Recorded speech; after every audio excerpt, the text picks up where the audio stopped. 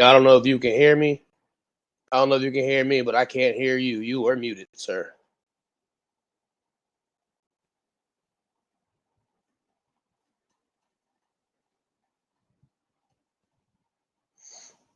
Must be that Kansas City Royal type thing going on.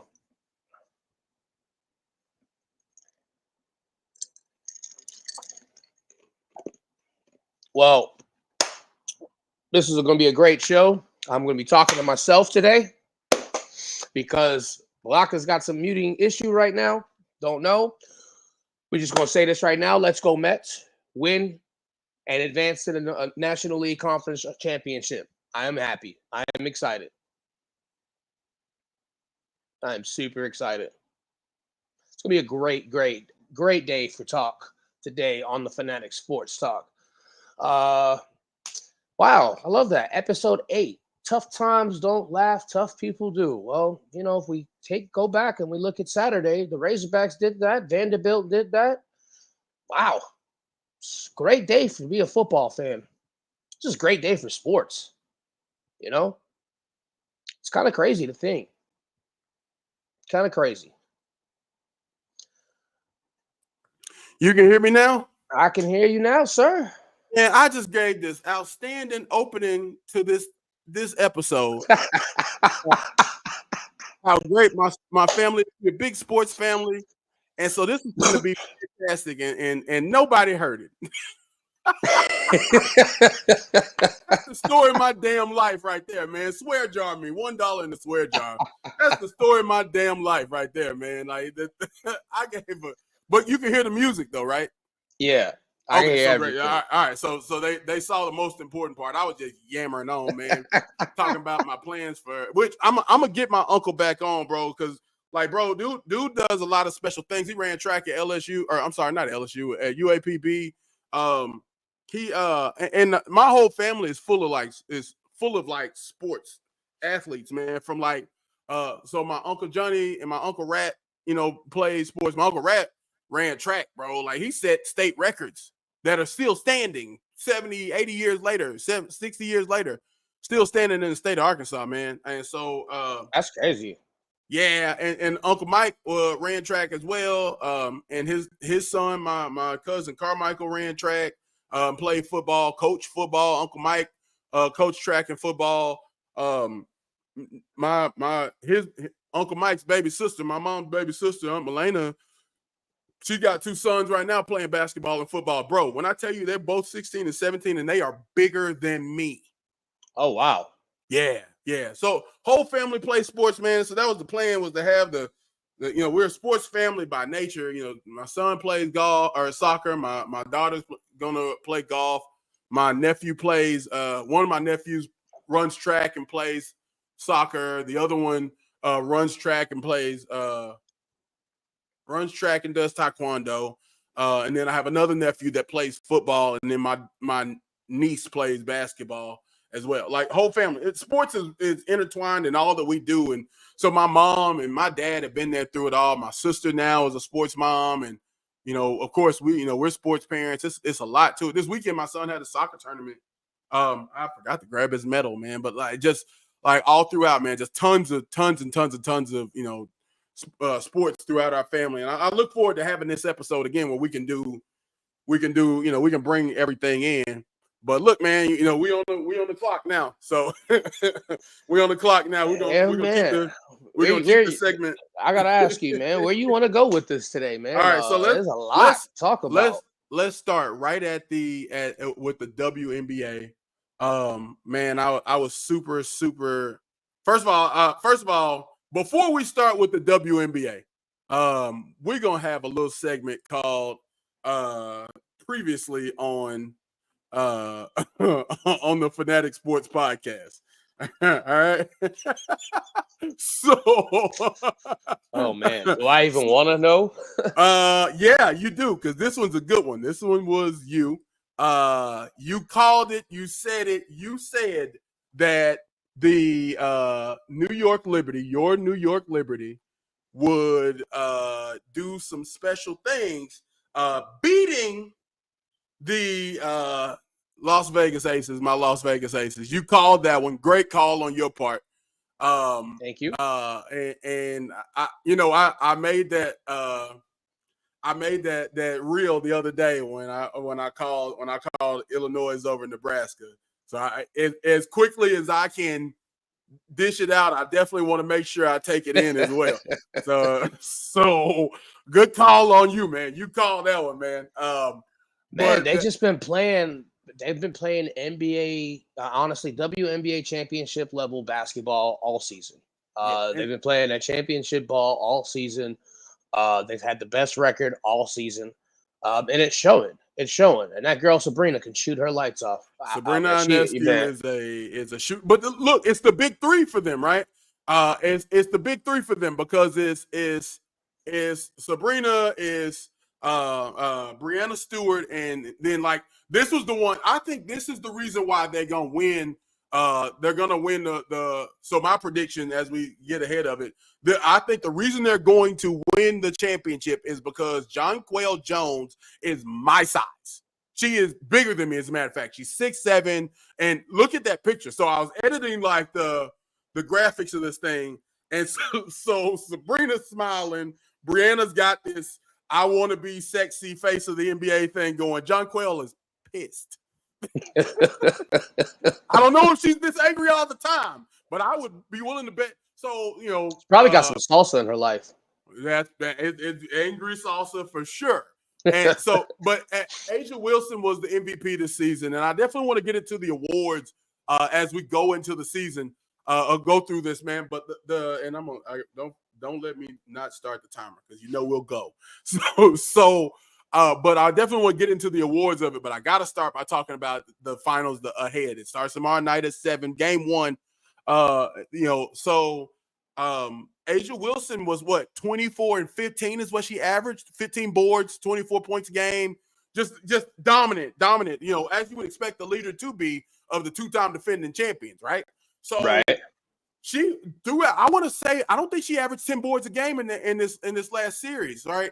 I mean, they dominate her. I want to say I saw 6, 7. The one game they won, she did have 10 or 12 or something like that. But Jonquel, and then of course bringing in Brianna Stewart, and actually the game they won, Asia got Jonquel into foul trouble, and then she just abused the rest of the team down in the block. What Asia Wilson is doing is special, which is definitely, like, she was my favorite player at when she was at SC, at South Carolina, and so naturally I'm a fan now. And which was how I ended up becoming a fan of the Aces. But like this Liberty team, they had the Aces number literally all year long. I think I want to say the season series was like 3-1, 3-2, something like that. Yeah. And I figured that the Aces weren't fully healthy all 3 of those games they lost, but this is just a better team. The Liberty were just a better team. Look, and I think Jonquel Jones was the difference. Let's just be honest, and let's just throw this out there. The WNBA has gotten to new heights over this last season. Which is beautiful, by the way. It's made people want to watch it. They want to watch the game. I don't like the whole, Caitlin Clark wasn't there, so the numbers dropped. That doesn't mean stop watching the game. Like, it's just me that bothers me. I really hate that. Granted, she's a box selling, hit. That's basically what she is. She's a box selling hit. I won't argue that. She's rookie of the year for a reason. Mm-hmm. Yeah, and don't get me wrong, she's done things no woman in WNBA has ever done. The most threes, most assists, by a rookie, most points by a rookie. Those things matter, but I feel like what people are misconstruing, and I think it bothers me a little bit, is that people who watch the game, they just watch it for Caitlin Clark, and I see. Sure. But they're not watching the rest of watching the rest of the teams out there. Right. And so I feel like this is taking away from the Liberty. So I'm putting all my respect and notice that the Liberty will sweep this series. I'm saying this right now. Angry hot takes early from the angry Puerto Rican. Saying it. And I want they put in New York on the map as though to win the first championship for New York this year. I'm calling it right now. Now, knock on wood. I don't know where my Mets are gonna go. I don't know where the Knicks are going. I don't know what the Yankees gonna do.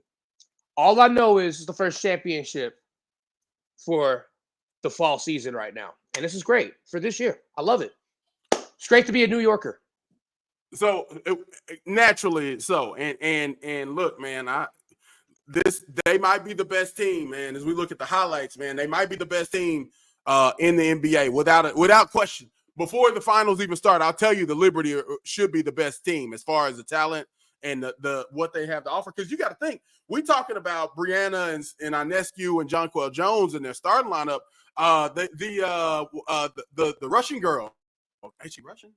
That they picked up. She's a rookie, by the way, and was the should have been in the. She was in the running for six player of the year, right? So and she can ball, bro. Can ball for sure. Like she comes in and brings that second line.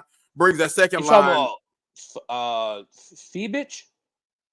Yeah. Phoebich. Yeah, she's German. German. That was it. I know she was European.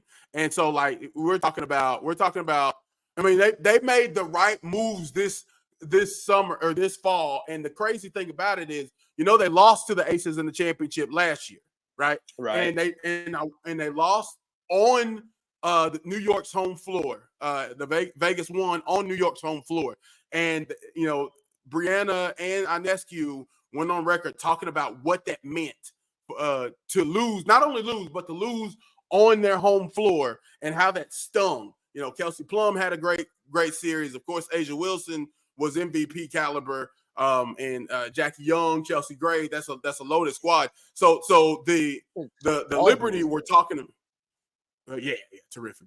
The Liberty made moves this offseason with that loss in mind, only thinking about beating the Aces. And when you're talking about beating the championship team, that kind of makes sense, that's how you should build your team. But they went out and did it, man. And that is very, very impressive what they've done. But let's not throw this game completely. Let's not start the champagne celebration right now when the Minnesota Lynx, their story this season is fantastic, man. First of all, we got to start with the shout out to the coach of the year, Cheryl Reeve, who took a team that everybody picked to be number 9 out of 12 in the league, and they finished second in the league, man. That's big when news. They beat Phoenix, when they beat Phoenix, I kind of was just like, all right, yeah, all right, that'll raise they showing something. They showing heart, and I'm not gonna lie to you. When you watch the way they play, they are very, very well coached. Yeah, they play sound fundamental basketball. That's just, I'm gonna call it like it is. They play sound fundamental basketball, and I love it. It's going to be a hard series. I'm not going to lie. I'm not going to sit here and just say, I could say Liberty, me personally as a fan, I'm going to say Liberty, will sweep. I say this game, it goes game 5. I think it easily could go 4 to 5. One of the things that's going to be interesting is you're looking at the matchup of Jonquel Jones and Breanna Stewart taking on Nafisa Collier. Nafisa Collier, the defensive player of the year, well deserved. Averaging almost 12 rebounds a game and block and the steal. Just the stats don't show her full effect, but this year the steps she took forward, scoring wise, how she started to score the game, score the ball offensively and become a two-way player. That's what's gonna really take that step forward. And you look at what the Lynx have done in their history, right? Maya Moore and that group, man, they've won 4 championships. So this isn't a team that's new to winning, but it is exciting to see how they have turned it back around and rebuilt their program and made themselves, better again. And here they are right back into the championship round against a very good team. So we can't start the celebration in Times Square just yet. The Lynx are going to be really good. I was talking to Frankie the other day. Yeah. Shout out Frankie, our resident New Yorker. Man, I was talking to Frankie the other day, man, and he was just he's loving this year of sports right now, man. It's amazing, man. If you're not a sports fan, I don't know what you missing out. I'm sorry. It's one of those things. So just to kind of veer off just a little bit, man. Thinking about sports in general, bro. Like the thing about it is, there is right now there's so many great stories, and so when I got into sports journalism, the thing I came to was, I was writing the stories and the reviews of the games, right? This was for the battle, and they were saying, and so it wasn't really taking off, and so we were getting a little bit of traction just from other people who were also looking at some of the stories, and they loved what we were doing. But I didn't realize it. Just telling the story of the game is great. But you know what? Really, when things started to click and take off for our team, and for the battle in particular, was when I started telling the stories of the players. You humanize the game. These are beautiful stories. You look at Nafisa Collier's growth, and her turnaround. You look at what the Liberty had to do to overcome. Man, these are stories that happen every day. Tough times don't last. Tough people do. The Liberty took a L, big L, hurt. But you can't lay there, man. You got to get up and make something happen. And when you get the opportunity to show other people making something happen, the opportunity to show, for people to see what it looks like when you don't give up, and you get up, you dust yourself off, and you say, Right. hey, we can do this again. We can turn this around. That's awesome. That's awesome. And that's what sports is, bro. That's what sports is. Look, like I said, man, I think this is probably one of the better years of sports in general. Just watching, man. Look at all the. I mean, there's just so much going on. It's hard to keep up with. And I'm not gonna lie, I don't know about you, but I was trying to watch the Razorback game, the Met game, and this is on Sunday. I was trying to watch Washington. I was trying to watch the Met game, and I'm trying to watch the Knicks first preseason game. I'm trying to watch all three of these at the same. I'm excited for sports right now, man. This is the great. I have a buddy, a coworker I work with, man, and one of my other good friends. They both have the same opinion. They both believe this year, around this time is a great time for sports. You got college football, you got the WNBA finals, you got the start of the start of preseason going into the regular season for the Knicks. You got World Series baseball coming, college football, you got Sunday, you got NFL. And you got the start of hockey as well. So, one of the things I've done a story, I've done a post on it yet so far, but I haven't I'm gonna redo it and do it, better now that we're, as we continue to expand. One of the things that I talk about is my favorite months of sports, right? So, and October is my favorite one. Number one is October. Right. So October, like you said, there's the start of basketball, the start of football, or the start of hockey. There's playoff baseball. There's college football is in the middle. It's heating up, right? You look at the chaos. We're going to get to the chaos of college football, the parity of the National Football League. And don't forget, there's still boxing. There's still MMA. Fury is Tyson Fury's got another MMA fight. He's rematching. I just saw it on Noso's pod post the other day. But they got that. Anthony Joshua just got knocked out. The boxing is year round. MMA is year round. But there's so many different events going on. So Monday night I got called into work, right? And so I'm looking at the Kansas City Royals on one screen, and because it's playoff baseball, it's on national television, right? So I got the Kansas City Royals on one screen. I got the Kansas City Chiefs playing the Saints on another. I've got you and I were talking while I'm loading up, a little bit of preseason basketball. I got hockey on another TV. I got five TVs in our hotel lobby, and all of them have sports on, right? It's just beautiful to me. So, October is my favorite time of year, and it's my son's birthday that year too. And I love both of my children equally, but your son is your legacy. So, you know what I mean? And I named him Joseph Mitchell. So he doesn't have much to live up to yet, but he's gonna exceed it by far. And so, you know what I mean? It's just one of those things where October is an awesome, awesome time of year. One of the things I miss most about being home was when this time of year, right? You say you had to go down south, and then you come back up to you hit West Fork, right? Right. You hit West Fork. So I'll tell you this, right? So I was leaving my in-laws' house, and so maybe that's why I was so happy. I don't know, but so I'm kidding. I love my in-laws, man. They're great. So I'm leaving. We hit West Fork. I got the windows down, and even through the windows, the smoke from the tailgate starts seeping into the car.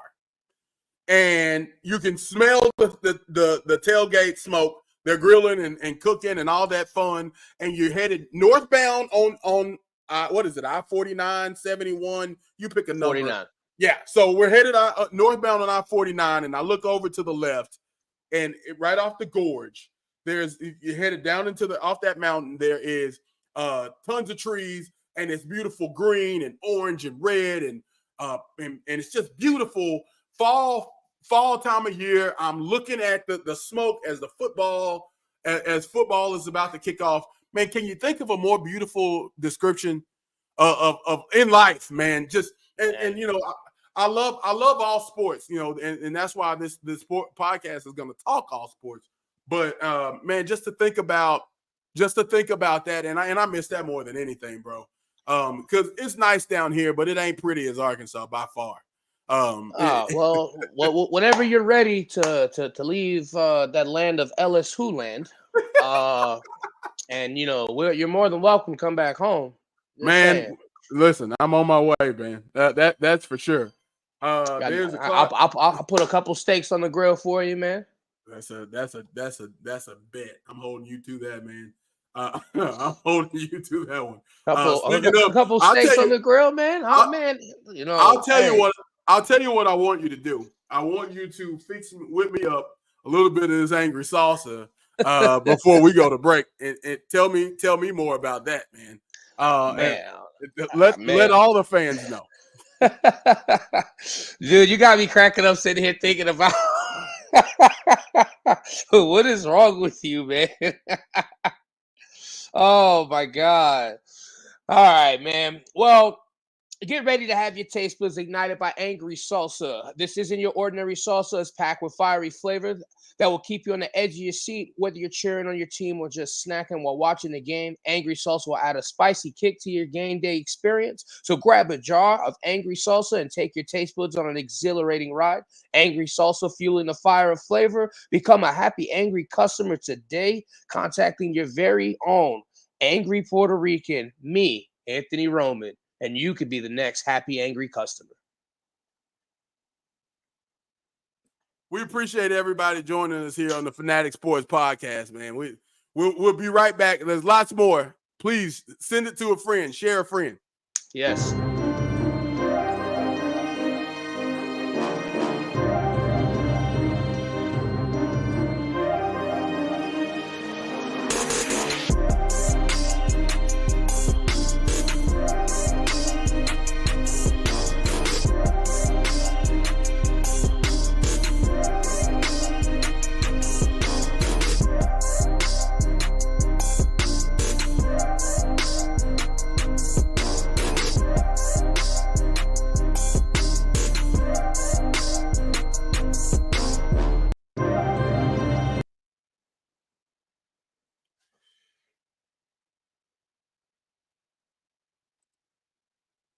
Oh, can you hear me?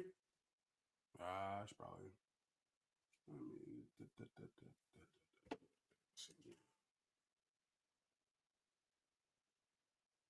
Come right back into the.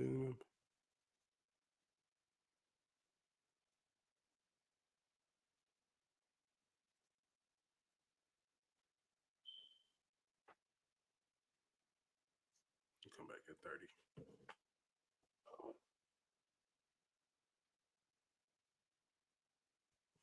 Let me load up the rest of these.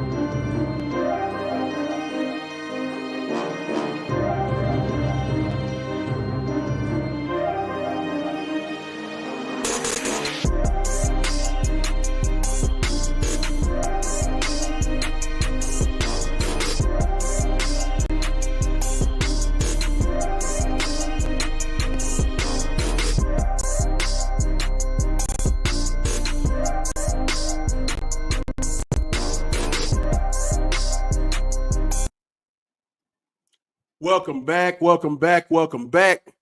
You're watching the Fanatic Sports Podcast, and we got great news, man. If you're in the mood or you're thinking about upgrading your ride, you're in luck. You know, today is the day. You don't even have to wait till tomorrow. Actually, probably already a day late, but we got the inside scoop on the best car salesperson in D'Iberville is my good friend, Leticia Talamontes at Astro Ford in D'Iberville. She's the go-to person for all your car buying needs, whether you're in the market to find a sleek sedan or you're looking for a reliable SUV. It's worth the drive. It's worth the time it takes. Leticia's got you covered. With her friendly smile or expert knowledge, she'll make sure you drive off the lot in style. So why wait? Head on down to Astro Ford and ask for Leticia, or you'll be glad you did. You can give her a call at 228-275-FORD. That's 228-275-3673. Or you can stop by 10350 Auto Mall Parkway in D'Iberville. Go see Leticia at Astro Ford today. So I need a car, man. I need a car. So we got some great news. We got a very, very, very special guest that's joining us for just a little bit. I got to steal him away. My main man, Dylan Connolly, the heart and soul and the voice of the Mountain Home Bombers. Man, make some noise for Dylan. What's up, man? How you doing? Welcome. Man, nothing. I finally got some time off of work a little bit, but he says he's off of work, but look at the background. Yeah, I'm doing a lot of work, aren't I? Man, always working, which is the most beautiful thing, bro. So, look, I can tell you a little bit about him before we start, man. Dylan is a Chi-Town native, right? And fan, to the core, right? Doesn't matter. I want to say, I know dude hit me when Angel Reese went to the sky. You know what I'm talking about? Long before, everybody else jumped on. As a matter of fact, he was riding this wave with what's going on with the Shy. Even when I want to say who was there? What was the big name that was there? Was it Ionescu? Because Candace Parker was there. Yeah. When they won the ring a couple years ago. Yeah, they had Courtney Vandersloot, and I can't remember the other that was it, Vandersloot. Yeah. They was loaded. Yeah. It was stupid loaded for a year, and then they went back to being average. Yeah, and look, so the crazy thing about it, man, is that we sit here and we talk about the WNBA now, and it's great to see that the casual fan is making their way over to see some of the awesome things going on. And Caitlin Clark's got a lot to do with it. I won't pretend like that's not the thing, right? Let's not be idiots about it. But at the same time, this whole class brought a lot of special players that are changing the trajectory of some teams, from Rakea Jackson in LA to your squad, getting not only Angel Reese, but Cardosa and adding that to that team. I'm shocked that they let go of what's the head coach's name that was a star? Oh, Teresa Weatherspoon? Yeah, why do they let her go? Do you have any understanding on that? Just from what I see, it's they were nice in the media, but there was probably a big disconnect between Angel Reese and her. You know how it is. You just saw it in New York. If your best player don't like you, then you can be replaced. Look. Okay, he has come out and said, and I'm not a Jet fan, But I feel like this man is being ridiculed for everything. This man didn't. He came out and he said, "Look, man, these rumors out there are not true. I didn't know that he was getting Of course, fired." he's going to say that. Yeah, He's going to say, "Oh, I want him fired." Well, so they point to a lot of different things where, and that's kind of the scary thing is like with Aaron Rodgers, with some of the stuff that he has gotten. He's gotten some passes that I'm not comfortable with, from he's got the one ring, and don't let me pretend like it's easy to get a championship, even though the Steelers have 6. But it's not Nice easy. meeting you, man. Nice meeting you. I gotta go. We'll be back next week. I was not expecting the Pittsburgh Steelers to come out of his mouth this quick. Okay, because now I hope my coworker's watching, because I think my coworker should be watching. I sent him the link. He's a Steelers fan. He's a diehard Steelers fan, and I'm happy. I mean, I'm happy. He knows his sports, man. He's and I told him about you, Blocker, being a Steelers fan, but it's just too early, man. It could be worse. It could be worse. He could be a Cowboys fan. Let's just not talk about the Cowboys. It's still sore. It was still sore. So I'll tell you something, man. Look, and there's no good way to take a loss. You show me somebody that's comfortable with losing, I'll show you a loser in life. But or I'll show you a liar is what I'll show you. Nobody likes a loss, but I've never seen the way Tomlin responded during his post-game press conference was I've never seen him this down. That loss hurt him. And it was a dangerous loss. But to get back to my point. So Aaron Rodgers is he's got the one ring. With that one ring, he's got how many conference championships have they been to, and how good has the defense been over time? They've had some really great defensive groups, opposite of what should be, MVP caliber years from him, right? Right. What is it about Rodgers? What has he done aside from that one ring? Thanks, Rashard Mendenhall, to allow him to get passes like this. As far as we could talk about the COVID vaccination. We could talk about how he got Mike McCarthy fired because he didn't like Mike McCarthy. Now Salah's gone, and Salah had that defense fired up. And I know the Achilles thing wasn't his fault, but like, come on, man, that he rested his whole career on having a Hall of Fame level quarterback. So imagine not having that, and now you're getting fired because your Hall of Fame level quarterback is didn't like you, and they didn't get along. There was a lot of stuff with cadence that they talk about. I don't know, man. Rodgers, to me, I was a fan for a long time, and he was my go-to when the GOAT debate between him and Tom Brady. But the more I dive into this guy, the less I kind of like him. I mean, he's specifically New York made. I mean, look, I'm not going to lie to you. That is how New Yorkers act in general. If they don't like you, they're going to get rid of you. And that's just pretty much how it is. I mean, that is just a New York mentality. I don't even know. I don't know what else to say. I mean, look at all the great coaches that have been coached. I mean, Jeff Van Gundy got fired, right after Patrick Ewing left. Remember that. It just trickles. If you're not New York made, you're basically bye. See you later. And I think that's basically what kind of comes down to it, man. Rodgers, was like talking to him, and he's like, "Look, my cadence, this is how I've approached the game my whole life, my whole career. Why change? I get it, but it's one of those deals, man. It's I could see Salah getting another chance at being a coach again. I mean, Salah's gonna land on his feet. Not to mention, they gotta pay him $18 million or something, right? But I gotta ask Dylan something. I definitely gotta ask Dylan something. Dylan, you say you're a Chi-Town native. You're from Chicago. I do have to ask you, man. What happened to the White Sox? Oh Lord! Starts with the ownership. Yeah, it's the same owner that owns the Chicago Bulls, and why they haven't done just anything since 1998. They got lucky one year. They had a 2.3% chance to get Derrick Rose out of Memphis, and by God, they got him. And look what they got from him. They got an MVP and a torn ACL, and one conference finals appearance. So speaking of that, Dylan, you talk a little bit about Derrick Rose. He retired recently last week. Talk a little bit about what he meant for you as a Chi-Town fan.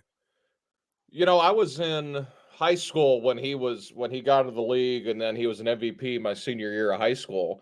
And that was like he's a baby. Ain't oh yeah, I'm just that's like, you know, I haven't seen the Cowboys in the Super Bowl in my lifetime, by the way. I'll throw that out there. At this point, none of us have.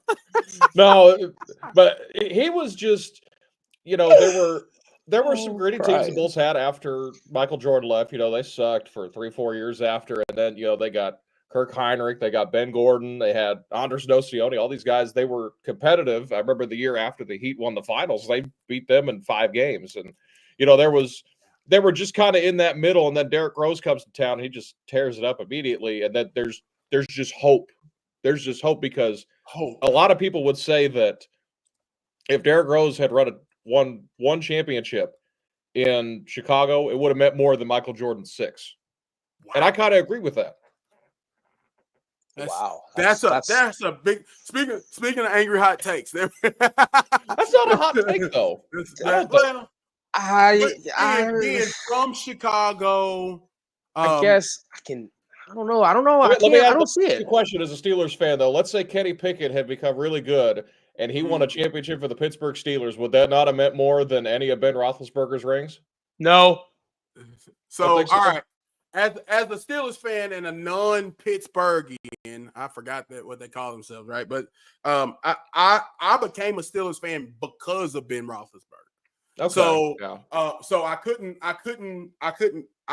get the same concept, but I see what you're saying because D Rose he's from there. From Chicago. He went to Simeon Academy. He left for 1 year to go to Memphis, and then he came back. I mean, it was like you couldn't write a movie better than that because it's like it's the hometown. So, I mean, there were. Okay. The funny thing is, if the first pick had gone to like 3 or 4 other teams, Derrick Rose wouldn't have been picked first overall.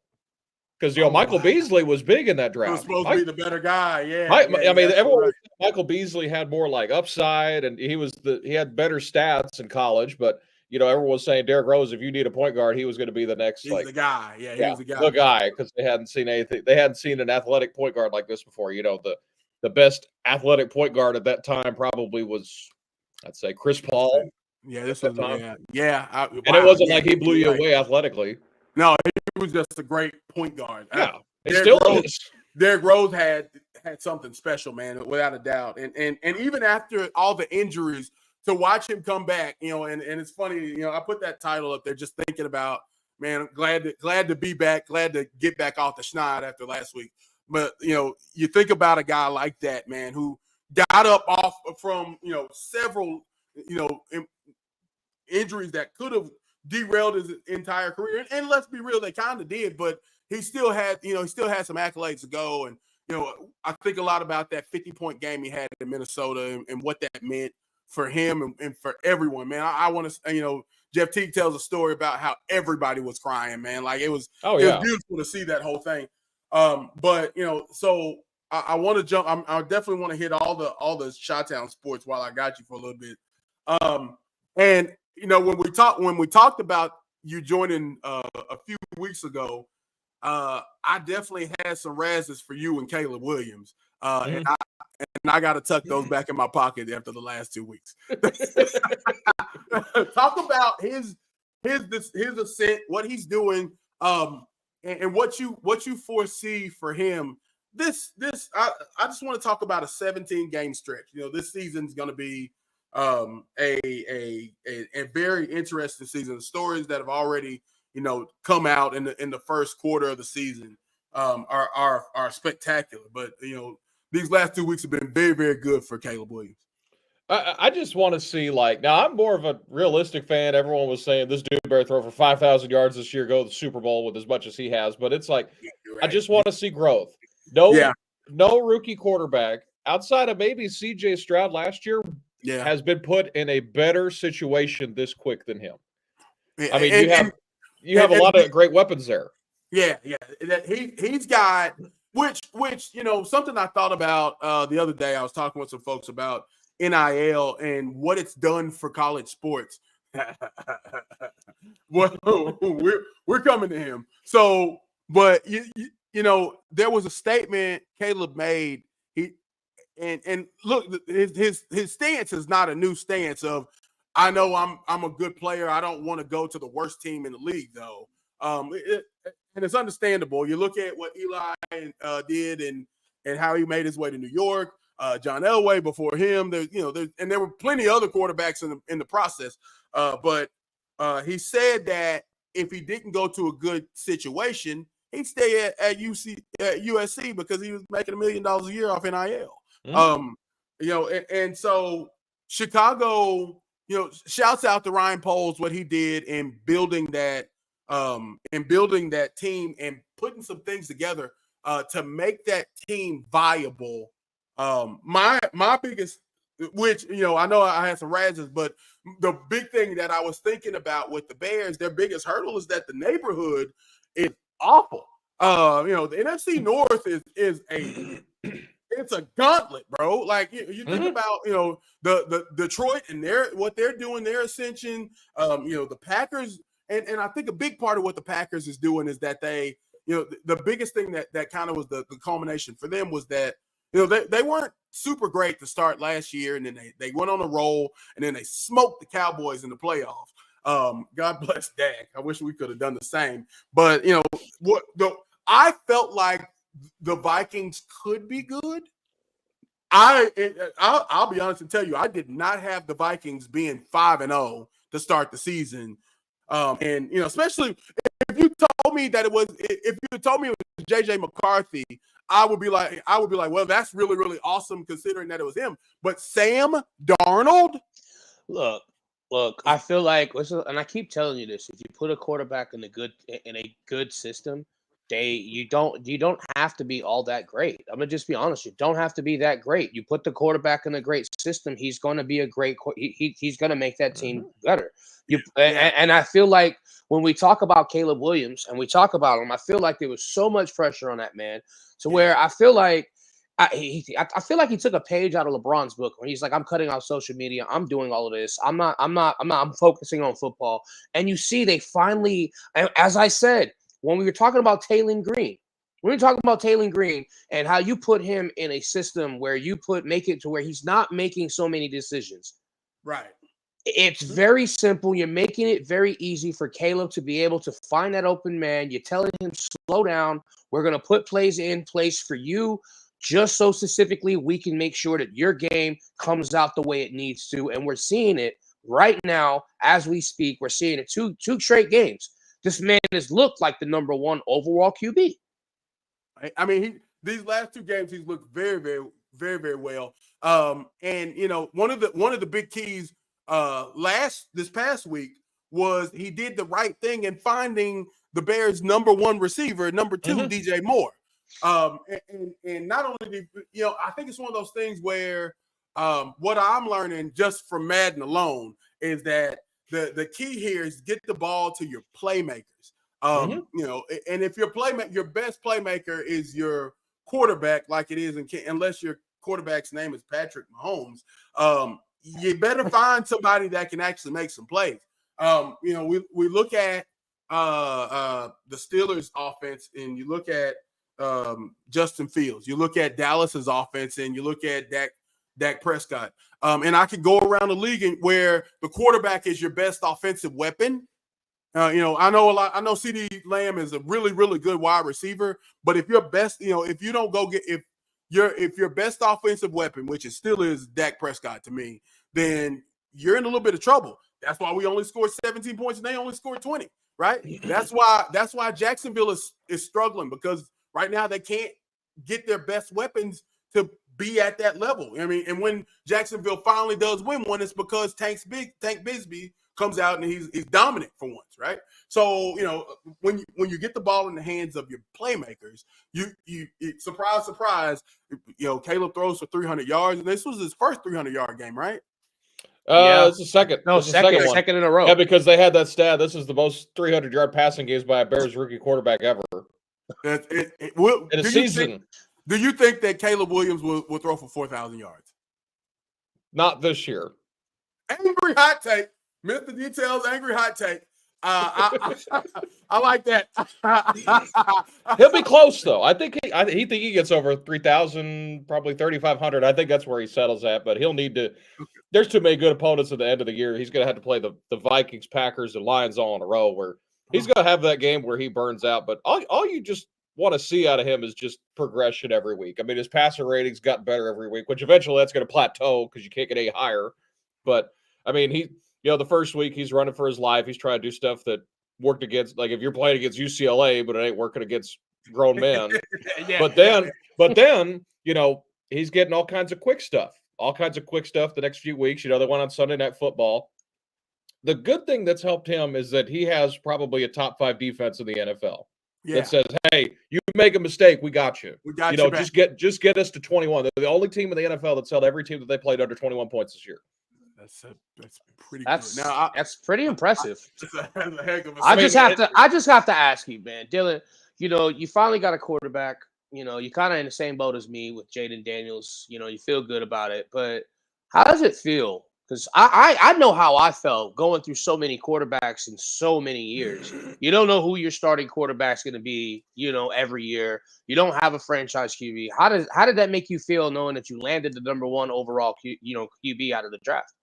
Well, this is really the third time I've seen them draft a quarterback that they thought was their guy. They had Trubisky at first, who he started to look okay, and then there wasn't a good team around him, and then Justin Fields, they never gave that poor kid a shot till he got to Pittsburgh, and now he's got good coaching and Mike Tomlin. But this is the first time I've seen them draft a quarterback, and I'm like, okay, he's in a good situation. They're actually trying to help him, as opposed to the last couple of years. Now, I mean, I've seen the best quarterback I've seen the Bears have is Jay Cutler.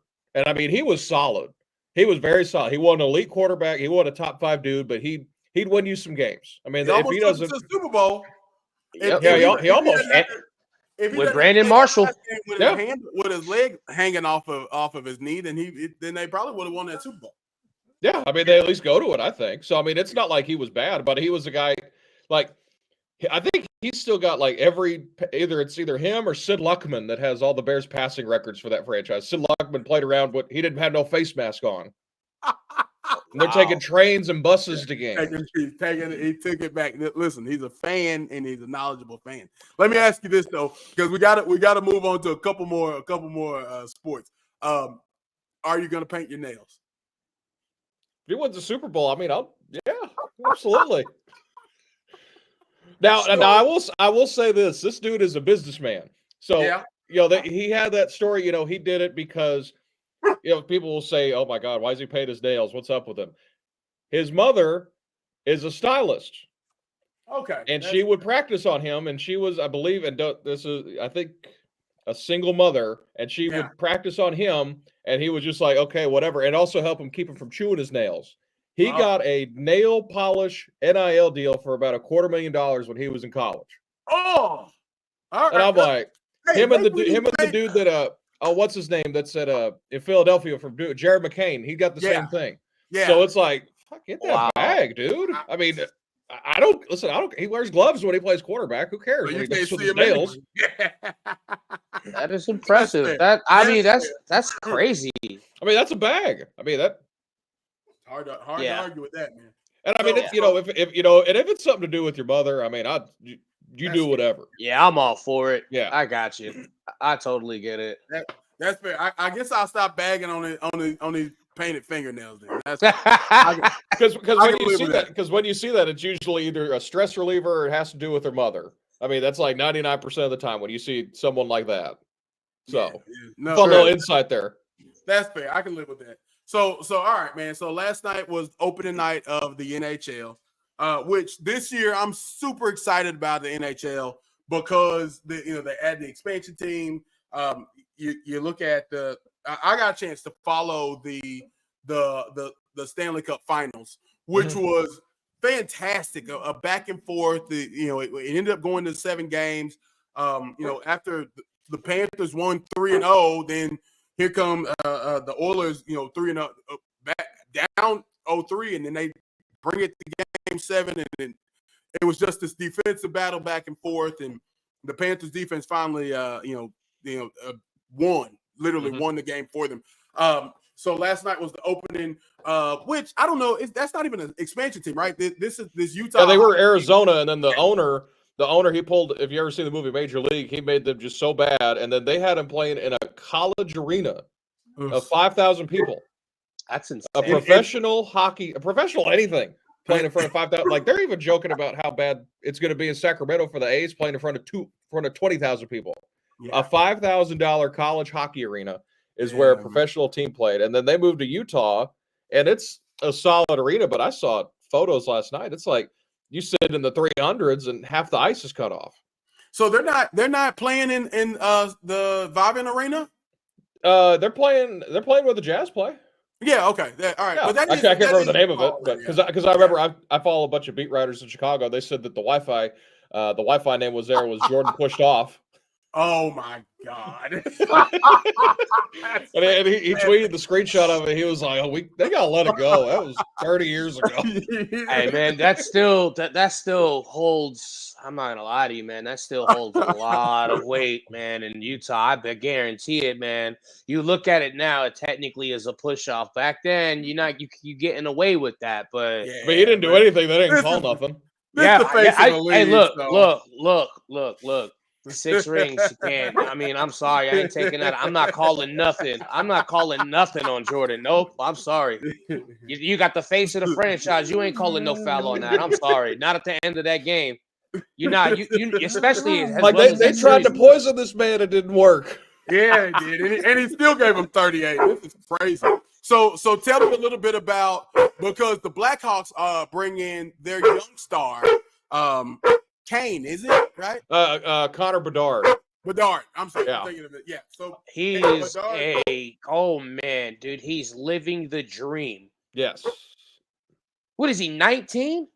I think he's either 19 or just turned 20. I mean, they were saying he's supposed to be like the LeBron, like as high a level prospect as like LeBron was coming out of college or coming out of high school. The next, I don't know if you remember how much hype he had around him, Steven Strasburg, when he was in college. It was like, he's supposed to be like the guy. And like the first game, he hits one like 100 miles an hour top shelf for a goal. And I'm like, okay, this dude's legit. But it's like the team was so bad around him. I think they were the only team in the NHL that didn't have a listed captain on their team. Jesus Christ. And hell, the guy that was the longest tenured one was sleeping with his mom. You hadn't heard that story? No. I can't remember his name. He was one of the alternate captains for the Blackhawks last year, and the big rumor, and there were enough people that had credible sources to it, were saying that like they cut him because he was messing around with Connor Bedard's mom. Jesus Christ. I got to look up who that was. That's fantastic. So last night there was the Utah Hockey Club. We're gonna get. I don't vibe with it.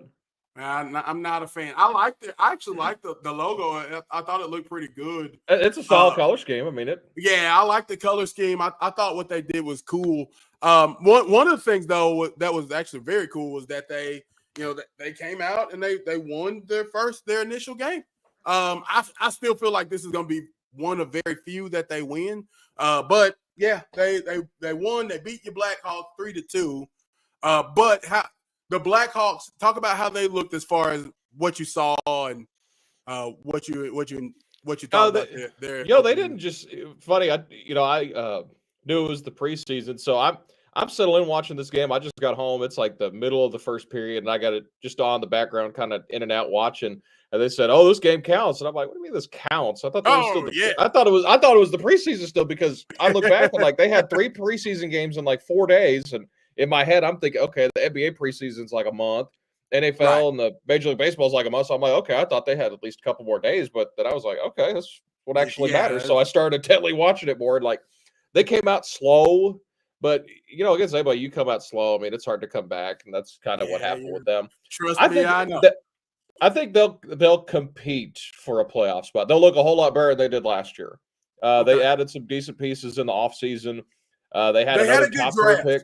Yeah, they had a real good draft. That's that's always a big thing. If you nail the draft in any sport, you're in good shape. Mm-hmm. Yeah, You know, as long as again, it's all about progression. You know, it's a very unique situation in Chicago. You got 2 young stars in 2 different sports that are going to go through the same growing pains. Yep. I mean, hockey's different, especially because, you know, if you're the new guy on the block and you're trying to take guys' spots or not necessarily your spot, I mean, you know, you might not have that enforcer. That's really the thing that they missed. And the Blackhawks went out and signed 2 guys that'll be like, hey, we're going to, you know, basically die for this dude back here that's half our age. That's awesome. Look, that just reminds me, and I hate to bring it back to this, man, but it just reminds me of the Mighty Ducks. Those 2 enforcers. Like, this reminds me, but you had to have him. Like, that's my guy. That's my, look, man, I'm gonna hit you as hard as I can. You ready to fight? Let's duke it out. That's one of the things I love about hockey. Yeah. I love that. Right here. I mean, every good team in the history of the NHL has had a goon, so to speak, that can go take care of stuff. Like, they won't start it, but they're gonna finish it. Yeah, you gotta and that's just awesome, man. That's just awesome to like kind of just watch. I mean, like again, go back to my coworker. He's what is he? Seattle? What's their name? The Kraken. Yeah, Seattle Kraken. He's a huge Seattle Kraken fan. And I've rarely hear people talk about hockey the way this guy talks about hockey. I'm just like, man. So I just started getting into it a little bit more, man. Over the last couple of years, actually, due to a guy, his name is Frankie Dillon. This guy, literally, he watches everything, and he's got me into watching a lot of hockey. And it's Rangers for life over here, though. Rangers for life. I like the Rangers. That's so. I'm struggling to pick a team. Okay, so so I'm a Steelers fan, and so I got a bunch of friends that are Steelers, and so they all also are. You could pick any other. You could pick any team other than the Boston Bruins. Look, I'm not a Bruins fan. Thank you. Something about New England doesn't sit well with me. So just in general, all of that entire area. So, but they were like, "Oh, you should be a Penguins fan." But I feel bad as if I say I'm a Penguins fan and they just won a ring. Like at this time, I started to struggle about 6-7 years ago, and so they just won a ring in like 16 or something like that. And it's like, man, I feel like a bandwagon fan, right? And so then Vegas, creates their team, and I say, all right, great. We're gonna be I'll be a Vegas Knight fan, and I feel kind of good about that. And then they go and make it to the Stanley Cup Finals as well. It's like, well, like the first year, yeah. So by the way, it's one of those things where I'm kind of torn a little bit. So they were an interesting story when they were created. Like when you create a brand new team and not just relocate one, they have the expansion draft, right. And they had to change the rules because of them. So that's kind of what screwed the Kraken because the NHL, how it worked was every team for the expansion draft could lock their top 6 players. So like you couldn't draft it, but you could pick any other dudes on the roster. So they were able to get like guys that were like second line guys, or they could pick like the 7th best dude on a loaded team, and they were basically rolling out a bunch of guys that were like 2nd or 3rd line talent, even on their 3rd, 4th, and 5th line. Well, that would explain it because I was trying to figure it out, man. I couldn't dive into it, but good God! So essentially what it would equate to? Imagine if you had an expansion draft of the NBA, but you could only lock up your 2 best players, and you could pick any. I really do. If these guys already are on the team, and that's my biggest thing. If the guy is on the team, man, why not go to don't they? I know hockey has minor leagues, don't they? Why can't they get guys, from there? Like if you knew this was happening, why not go ahead and say, hey, look, I think the big thing that they always want to do when you add an expansion team is you want to make sure that they're not going to go like 0-82, because if they get a bunch of minor league guys, that also that stunts the growth of those minor league guys. Plus, they might have guys from like I know a lot of. If you ever watch minor league hockey, that's where they stow away like the 16 and 17-year-olds from Sweden and Finland, the guys that they think are going to be dudes in 4 years, so they're not just privy to let them go. It's kind of like in Major League Baseball. You got that 19-year-old kid from the Dominican Republic who throws 102. You're not just ready to just get rid of him right now. Yeah. So I think it get was it. That like makes that sense. we're going to give you professional level players, and then figure it out. So, well, man, look, Decon, bro, it's always a pleasure to get to talk with you, man. And I've said it, in a lot of different, spaces. I'll say it on my platform as well, man. You're an awesome friend, outstanding leader of men. And it's always good to talk sports with you, bro, and life, man. It just in general, dude. Looking forward to having you back on. And I know you're a busy man with a lot to do, so I appreciate you getting the chance to jump on and do this with us for a little bit, man. You got anything in particular you wanna throw out there? go Hogs! How about them Hogs? Give me the Hogs, Chuck. Oh yeah. Well, so I'm not gonna lie. I wouldn't have predicted that. Yeah. Look, I thought they were going to beat the other UT later in the season. That would be their upset. But I wasn't like, oh, this is a top 5 team. And I'm like, they got up 14-3. And I hate to go on this tangent for you, but they went up 14-3 and Taylor Green's out of the game. I'm like, well, they tried. And then I'm like, oh my God, they won. Man, he took a hellacious hit. That it was bad. Just really bad, man. And I'm just like, and shout out to Singleton though, man. I'm not Malachi, man. He didn't do too much. It's perfect.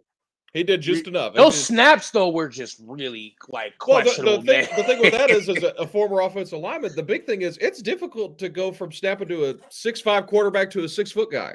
Yeah, that's a big difference. Yep, that's a difference. Wait, you played football? But back in the day, like wow, I played center when I was in junior high, but nice. And then I kind of stuck to basketball, but I did because I had the same thing happen to me. I had a guy that I was snapping the ball to that was 6'7". He stuck with basketball, and then we had they kept changing out quarterbacks like in 7th and 8th grade. Another guy was like 5'9". So it's like there's a big difference there. Yeah. Oh yeah. Yeah, it's a lot. It's a different range there for you. And that's why I skipped on over to left tackle. I wanted no parts of the center, man. You got to snap and step? What? No, I'm good. Yeah, so I was like, yeah. Well, all right. So I'll do the shameless plug. I thought maybe you would do it, man. Y'all got to check out Dylan on the Bomber Radio Network, man. He's doing everything from volleyball to basketball to football. Listen, when I tell you this guy is not just the voice, but he's the heart and soul of Mountain Home Bombers sports, man. I mean that, man. And it's beautiful to see. I watched his growth from, look, man, I remember when you and I were talking about you being at Hendrix, you know what I mean? And so the growth there and all the work you're doing, man, I'm definitely proud. Definitely proud of you, man. And can't say thank you enough for getting the chance to come on with us, man. Shout out the radio show you got going. Yeah, Bomber Buzz. We talk to the best and brightest of Mountain Home every week. So that's a lot of fun. And you'll hear his voice on quite a few commercials in that area too. So super excited. I just cut a commercial yesterday for a bail bonds company. So I mean, if you ever in trouble Mountain Home, you just listen to my voice. Look, man, and here's the thing: Mountain Home is a place where you can get in some trouble. Oh yeah, or the trouble will find you. So. Well, look, man, before we cut out of here, man, we got to say what's up to our partners over at Arkansas Premier Paralegal. That's a great segue, by the way. Yeah. Look, you're not the only professional around here, pal. Arkansas Premier Paralegal is an independent contractor located in Northwest Arkansas that specializes in divorce, expungement, unlawful detainers, and criminal defense. So once you get through calling that bail bonds company, these are the people you need to get in touch with. They provide negotiable pricing for both private attorneys and general public. With over 10 years of experience, they're very capable of assisting you with your legal needs in a professional and courteous manner. So you can give them a call at 479-684-6248, or you can search them up on Facebook, Arkansas Premier Paralegal. You see it right there on the screen. For more information, that's Arkansas Premier Paralegal. Give them a shout before it's too late. We'll be right back on the Fanatic Sports Podcast. We got lots more to talk about with myself and the Angry Puerto Rican. And of course, we're happy to have everyone here. Thank y'all so much for supporting us.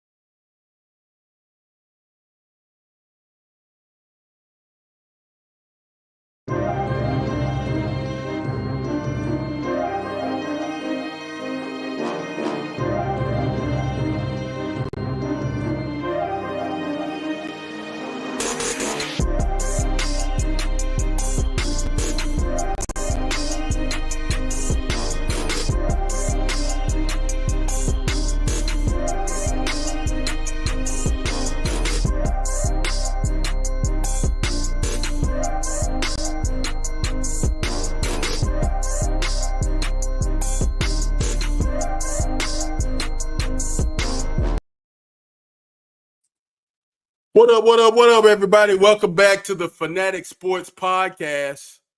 I'm your main man, Blocker. I do got the angry Puerto Rican with me. Happy to have y'all here with us. Man, I'm overdue, bro. I'm overdue for a haircut. You see, my line looks crazy. It's the Dickens. I'm headed to the legendary cuts here in Baton Rouge, man.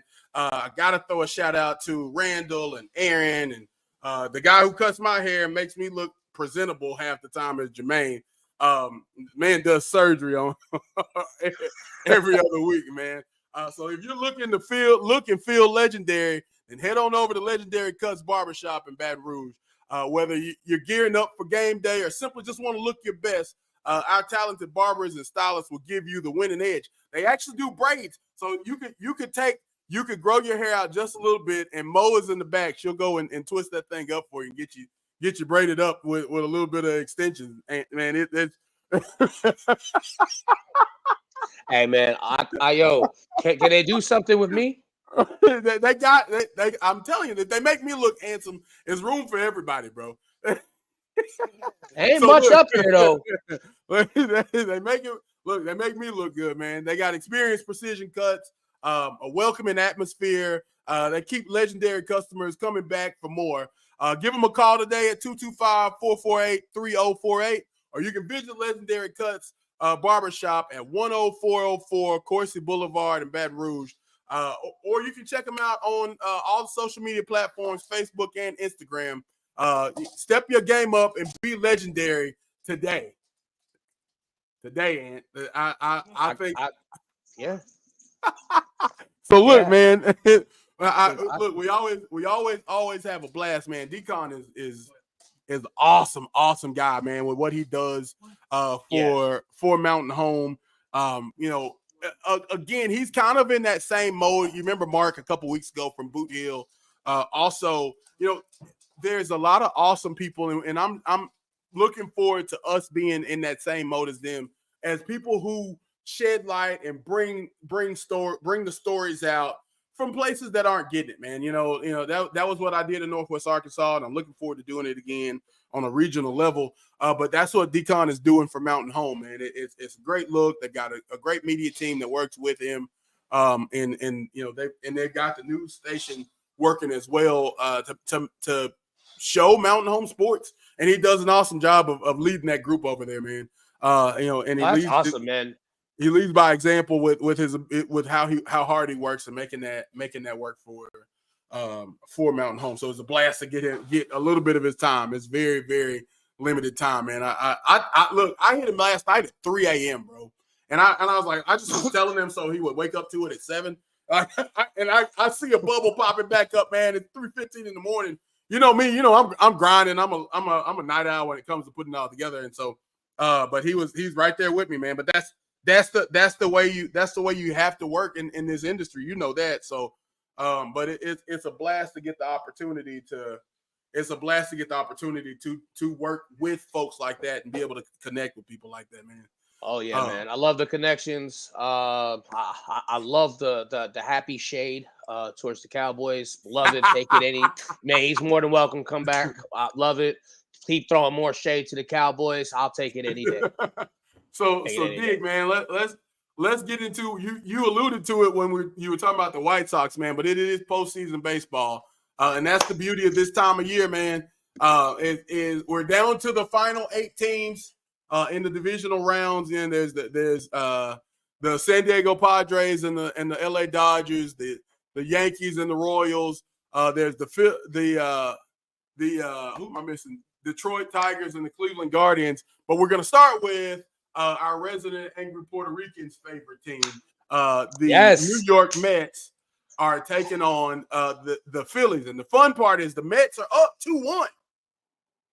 They win. Look, put it this way. They win tonight, which game starts in 53 minutes. Yeah. Okay. Yeah. So there's a 2:00 game that's already underway while Cleveland we're game. Speaking. Yeah. That is the Cleveland game right now. I'm just really stoked. I know the fans in Queens right now are stoked. They have that. Like I told you, man.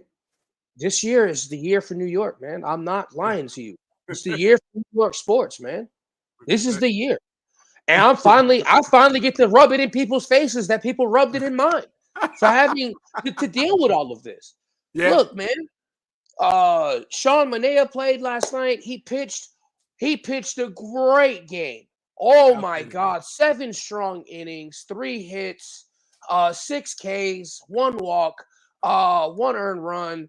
No, 2 earned runs because it was 1. Yeah, it was 1. It's just amazing to see, man. I feel great to be a Mets fan. I don't have to hear, oh man, you know what Mets stand for? My entire team sucks. Like I don't have to hear that. I don't have to hear that. You know? Oh my gosh, man. It's great, man. Guys are coming up. They're hitting the ball. Their comeback, man. Like they're doing it again, man. They're just they are clutch. Towards that 6th, 7th, 8th, 9th inning, man, they're leading this postseason right now with extra base hits and runs from the 6th inning on. Yeah. Like they're not just doing it in the 1st inning. It's literally they're coming back from games and winning these things. And it's not a shock, man. These guys played the best baseball the second half after they lost to the Los Angeles Dodgers and got swept.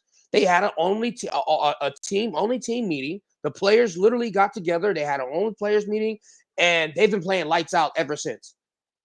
Yeah. Yeah. And that's what you got to do. You got to circle the wagon. And the Mets embody that, man. It's great, man. I wrote that title just thinking about one thing, but and this is the way sports is. But what do we say, man? Tough times last. Tough times don't last. Tough people do, man. And you sit and look at what the Mets have done. I remember us talking. It was about a month and a half ago, and I told you I wasn't sure. I told you I wasn't sure. Yeah, because they always seem to let me down. But this year, what I've noticed a lot though, from the time that we had that conversation to the time to right now, the one thing I've noticed a lot is their base running. Their base running is what's basically propelling them to have, they're really messing up the Phillies defense right now. Just looking at it right now, and you see the way these guys are running the bases. Yeah, they're being very aggressive, man. Very aggressive. And that's the cool thing about it is if you can't get the long ball going, that isn't the end of it, man. You can always find a run, man. You get them over, get them around, man. That's small ball, and that's beautiful because sometimes you're not gonna, everything's not gonna be a 400-footer, man. I've seen a stat today. I've seen a stat today, man. I'm gonna be honest with you. I've seen a stat that's crazy. You're gonna bug out. So there was 16 missed calls last night. All right, 16 missed calls. 11 of them went against the Mets. Jeez. And they still won the game. Talk about so, impressive. Put one in the swear jar for me. Take that, Major League Baseball. Yeah, man, no doubt. No doubt, man. So look, there's the Mets play. They're getting ready to play at 4:00 Central Standard Time, right? And so, this is game 4. It's a 2-1 lead, man. This could be it. The Phillies got a big roster, and they got a lot. What's shocking to me, man, is the Dodgers spent all this money. All this money to be 1 game away from elimination.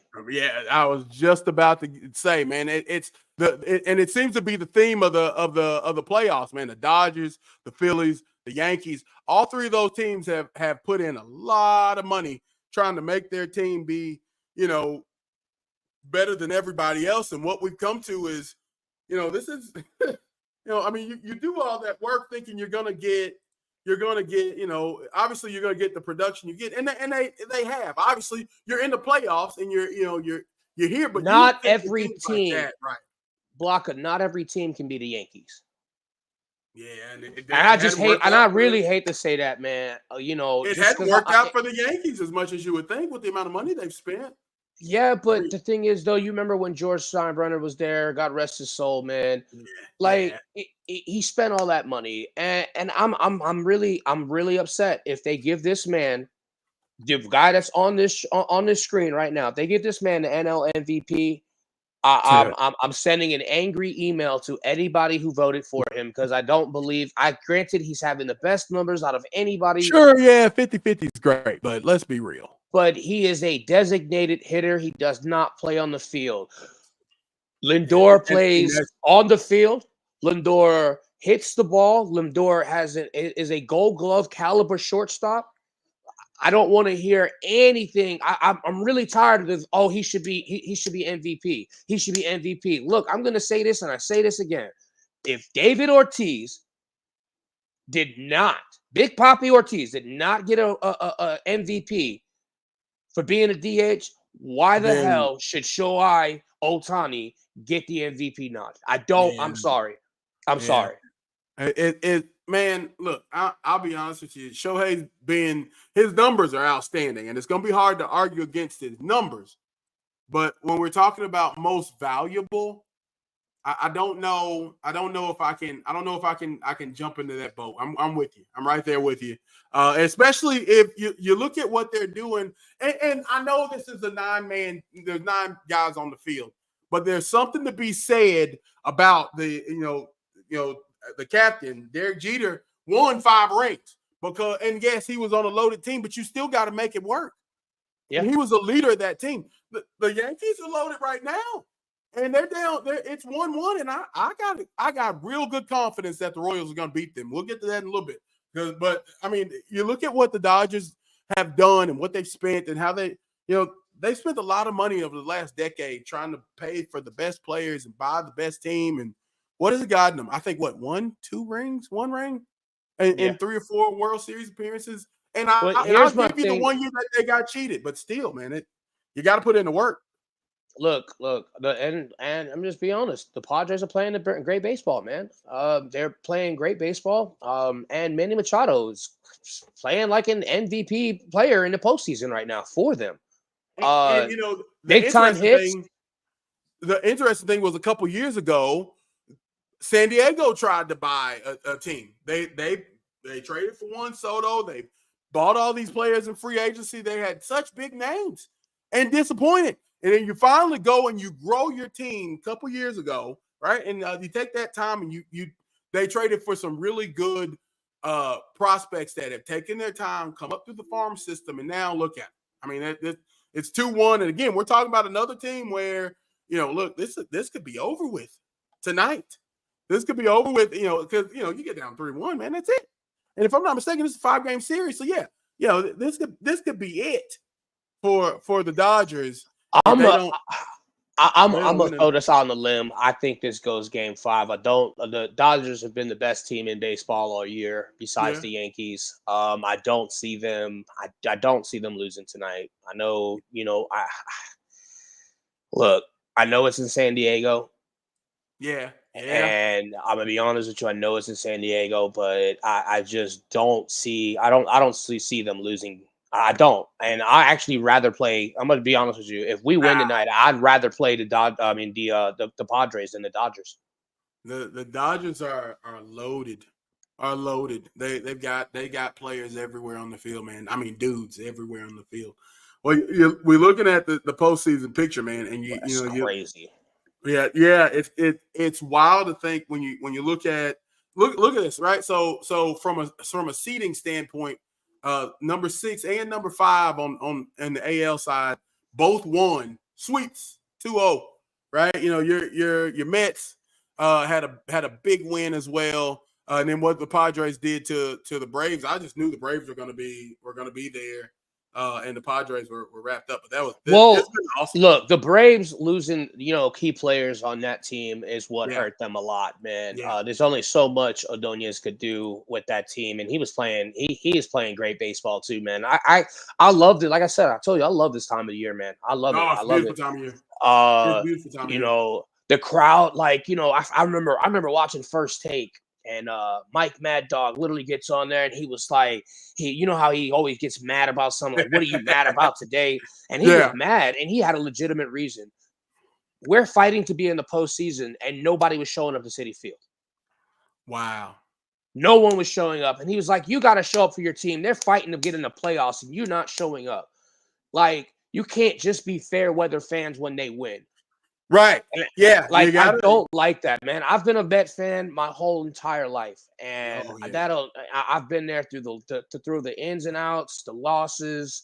I remember being, I think it was my junior year, man. I think it was my junior year for the Subway Series, man. Oh, it was a beautiful series. That, man, I was talking to Frankie. Frankie said, man, if the Yankees and Mets go to a Subway Series, he goes, New York is a destination. And I was like, I'm not going to lie to you. There's a possibility I might just, take a round trip up there for the parade, or just go to a game and just go up there. I'll just go up there just for a game. There's some great flight prices. There's some great flight prices up to New York, man. And look, I'll be honest with you. Just thinking about it, I'm wondering, as a segue, man, you think about that Subway Series, man, the Mets and how well they're playing, and the Yankees should be there because they are the most loaded roster in the AL. Explain to me what you've seen so far from this Royals-Yankees series.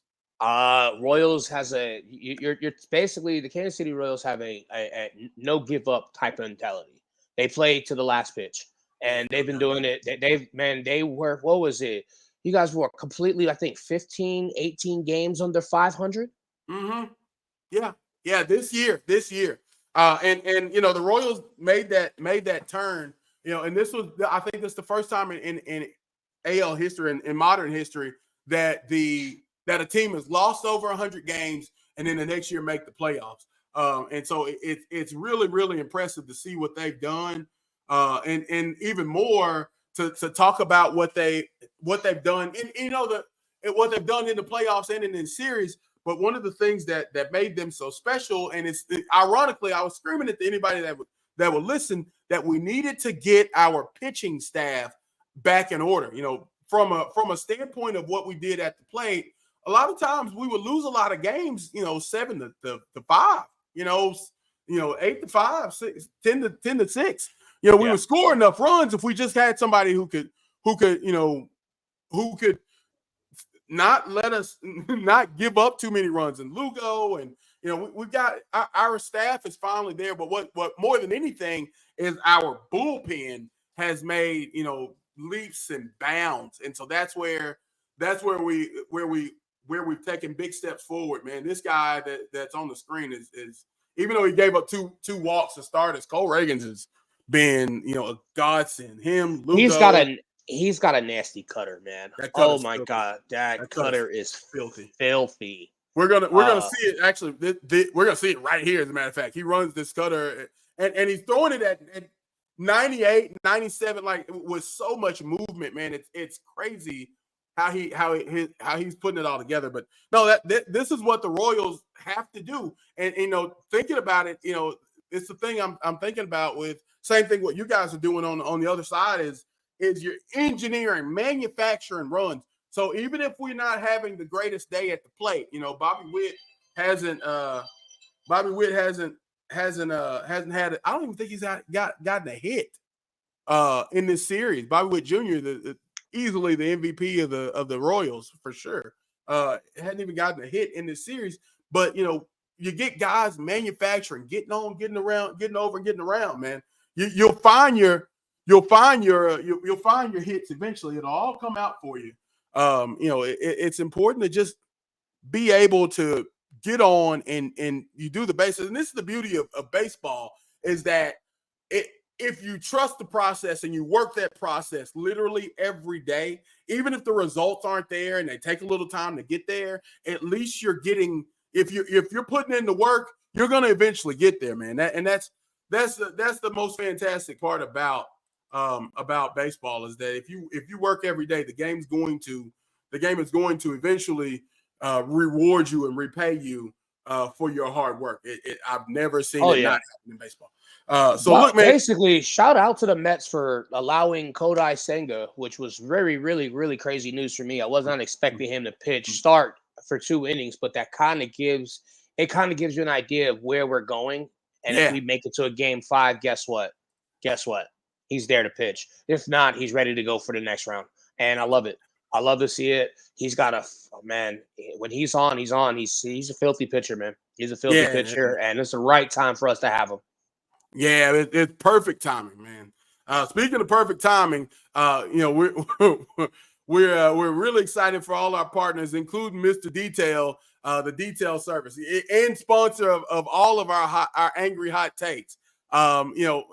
If you're in the mood, or if you're tired of seeing dirt and grime from your vehicle, let Mr. Detail give you a shout, man. Mr. Detail is a top-notch detail company that will leave your car sparkling like new. Whether it's a full exterior wash, interior vacuuming, or premium waxing, Mr. Detail's got you covered. With their expert staff, the top-of-the-line products they use, you can trust that your vehicle will receive the best care possible. So don't settle for a dirty car any longer. Call Mr. Detail today at 479-283-1636. That's 479-283-1636. Call Mr. Detail and don't worry about nothing. We appreciate y'all hanging out with us here on the Fanatic Sports Podcast. After the break, we got to talk about the religion in the South, football, and we're going to start with the college ranks. It's been chaotic, to say the least. I think that would be putting it nicely to say that it's been chaotic, man. Stick with us after the break to talk about the top 25 or what it was.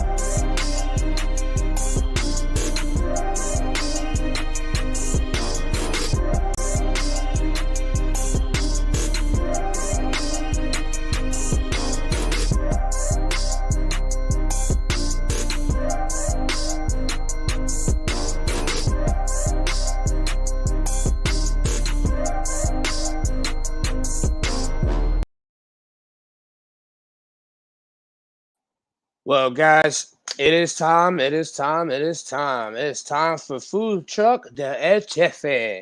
Man, El Chefe Mexican cuisine, a family-owned and operated restaurant located at the Springdale Municipal Airport on the second floor. They specialize in authentic Mexican cuisine. Some of their top sellers are the quesadilla plate and the triple OG, the stack quesadilla. Outdoor seating available with up-close views of the plains. Contact us at 479-334-7410 for to-go orders. DoorDash available for surrounding areas. Man, you do not want to miss out on their food. It is amazing. Oh my God. Wow. You trust me. Trust me. You don't want to. You shout out to Manny and JD and what they got going on. Man, they also got a pizza place, pizza thing they doing. Brick oven pizza. Yeah. Now you're talking. Look, first of all, I don't know that there's a food that I don't like, maybe lettuce, but for the most part, Lettuce. I Lettuce? What's wrong with you? It's a little too healthy for me. Bro, stop. No, Stop. man. But when you start talking brick oven pizza, man, we are talking good pizza. I'm a fan. I am a fan of that. And I've seen some of the work that El Chefe has done, man. It's amazing, man. It's amazing. So listen, man. We talked about it before the break. We talked about Arkansas being one of the teams that's a part of this. But just so we know for sure, right? So we can get all the way down to it. I wrote it down because it was a lot, and I couldn't keep it all in my head. Last week from Thursday till Sunday, the number 1, number 4, number 9, number 10, number 11, number 22, and number 25. That is 1, 2, 3, 4, 5, 6, 7 top 25 teams all went down last week. And number 8, Miami, was down by 25 points. Yeah, and came back, but they came back. So that very impressive. I was going back and forth with a friend of mine. It's a guy that I bet with, James. Shout out LL Cool James, man. You know James Jackson. So yeah. So we were talking about the as far as who the best quarterbacks in this year's draft. In my mind, it's still Shedeur, but a guy who's making his case to be the top quarterback, or maybe not even the first one off the board, but who would be the best quarterback is going to be is Cam Ward down in Miami. It's hard to argue with some of the things we've seen him do. Yeah, phenomenal quarterback, man. Guy can run the ball, guy can throw it. He looks at his reads really well. Just insane to watch, man. And that 25-point comeback was something for the ages, man. It was very. Oh yeah. But so look, the thing about Cam Ward and what he's doing, what Miami's doing is the way they're running the ball, and that sets the table for them. Is how they run the ball and what it opens up for them after the fact. Right. But when you look at all of like we talked about, that was 7 teams I think we counted. I'm not great at counting. But there was about 7 teams that in the top 25. Now UNLV at number 25 is not a real shocker because losing Sluco the way they did, that can damage a team's ego and what they do. But when we get up into the top 12, number 11 getting put out, number 10 getting put out, number 9, and then of course we're looking at Arkansas beat number 4, and what Vanderbilt did to number 1 is just mind blowing to me, man. To see so much chaos in college football, and that's my favorite thing about college football is the way that you can lose. You on a dime, you can lose. We're talking about the best team in football getting beat by Vanderbilt. Yeah, that's just. But they play. You got to understand though that they play great football. Like if you look at what they did a few weeks back, I think it was who did they play? I think it was Missouri, wasn't it? I think it was Missouri. Yeah. The way they gave Missouri all they wanted. But here's the craziest thing: who was it that Vanderbilt got beat by somebody too? I think it was like Georgia State or somebody that Vanderbilt got beat by this year. Let me look that up because I saw it on mothership's page or one of the shows, Dan Orlovsky brought it up, and it really cracked me up. And Vanderbilt got beat by. It was another one of those instances where you give somebody Georgia a State. lot of money. Georgia State. Also Georgia State, and so the guy on the show goes, well, by because beat Alabama, Georgia State too can beat Alabama. Man, they are trolling Alabama so bad right now. It's just insane. I'm not gonna lie. It's one wild. One of the funniest things that, I'm sure I've already put it on the on our story, but I'll make sure I find it and remix it on our Instagram. Is you see number 13 Malachi Moore throwing his Malachi Moore is throwing his mouthpiece. He is just losing it on the field as Vanderbilt takes the victory and he takes victory formation, and he kicks the ball. He gets a flag. It's I'll never encourage that type of behavior, but I understand I understand his passion behind the game. But this is college football. You can get as many NILs. You can introduce as much money as you want to into this business. You can give as much of it as you want to the players. At the end of the day, there's a passion and that this game brings.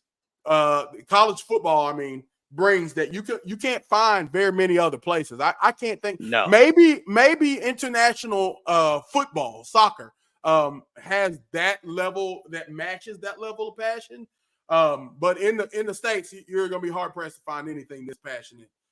No, and you're right. You're definitely right about that. Just because you look at it, man, when you look at what these teams did, it was a day of upsets. Just put it that way. It's a day of upsets. I loved it. I think. Look, man, I worked that Sunday, man, and I was talking to people, man. I was talking to a lot of these guys coming in, man. I was serving and bartending too, and sitting there having a conversation. And they were like, "Man, how's first thing they were doing? They asked me, "Man, how's your day going?" I said, "It's great." I said, "My Washington football team just won. The Washington Commanders, not football team. I wish they would have kept their football team or just go back to the Redskins. But anyway, Washington won." Razorbacks won, and Bama lost. And everybody was like, "Yeah, man, I'm so happy Bama lost." So it was a great day. Like it was great. It was a great weekend for sports, man. Like I said, it was a great weekend for me, man. My Mets were in the playoffs. They won Sunday.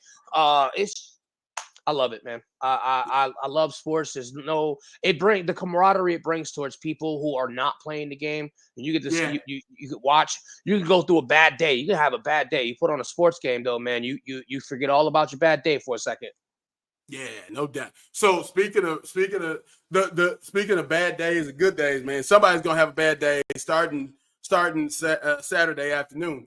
I thought about 5 different games that I looked through that I felt like were going to be really, really good.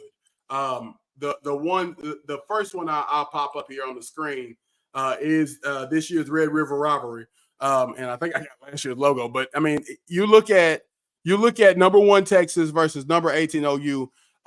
Let me give you my Mr. Details hot take of the week. I got OU winning this game. I know that Arch has been balling, and I know that we're talking about a really good Texas team, but none of that matters when they get down there in that Cotton Bowl, bro. And I'm taking OU, who has been getting beat up a little bit, and they got some confidence from the Auburn game, thank goodness. But I think they're going to be happy to get back to a familiar face, a familiar foe, if you will, because the SEC hadn't been nice to them so far this first year. But I believe that they're going to take out some of that anger on this Texas team.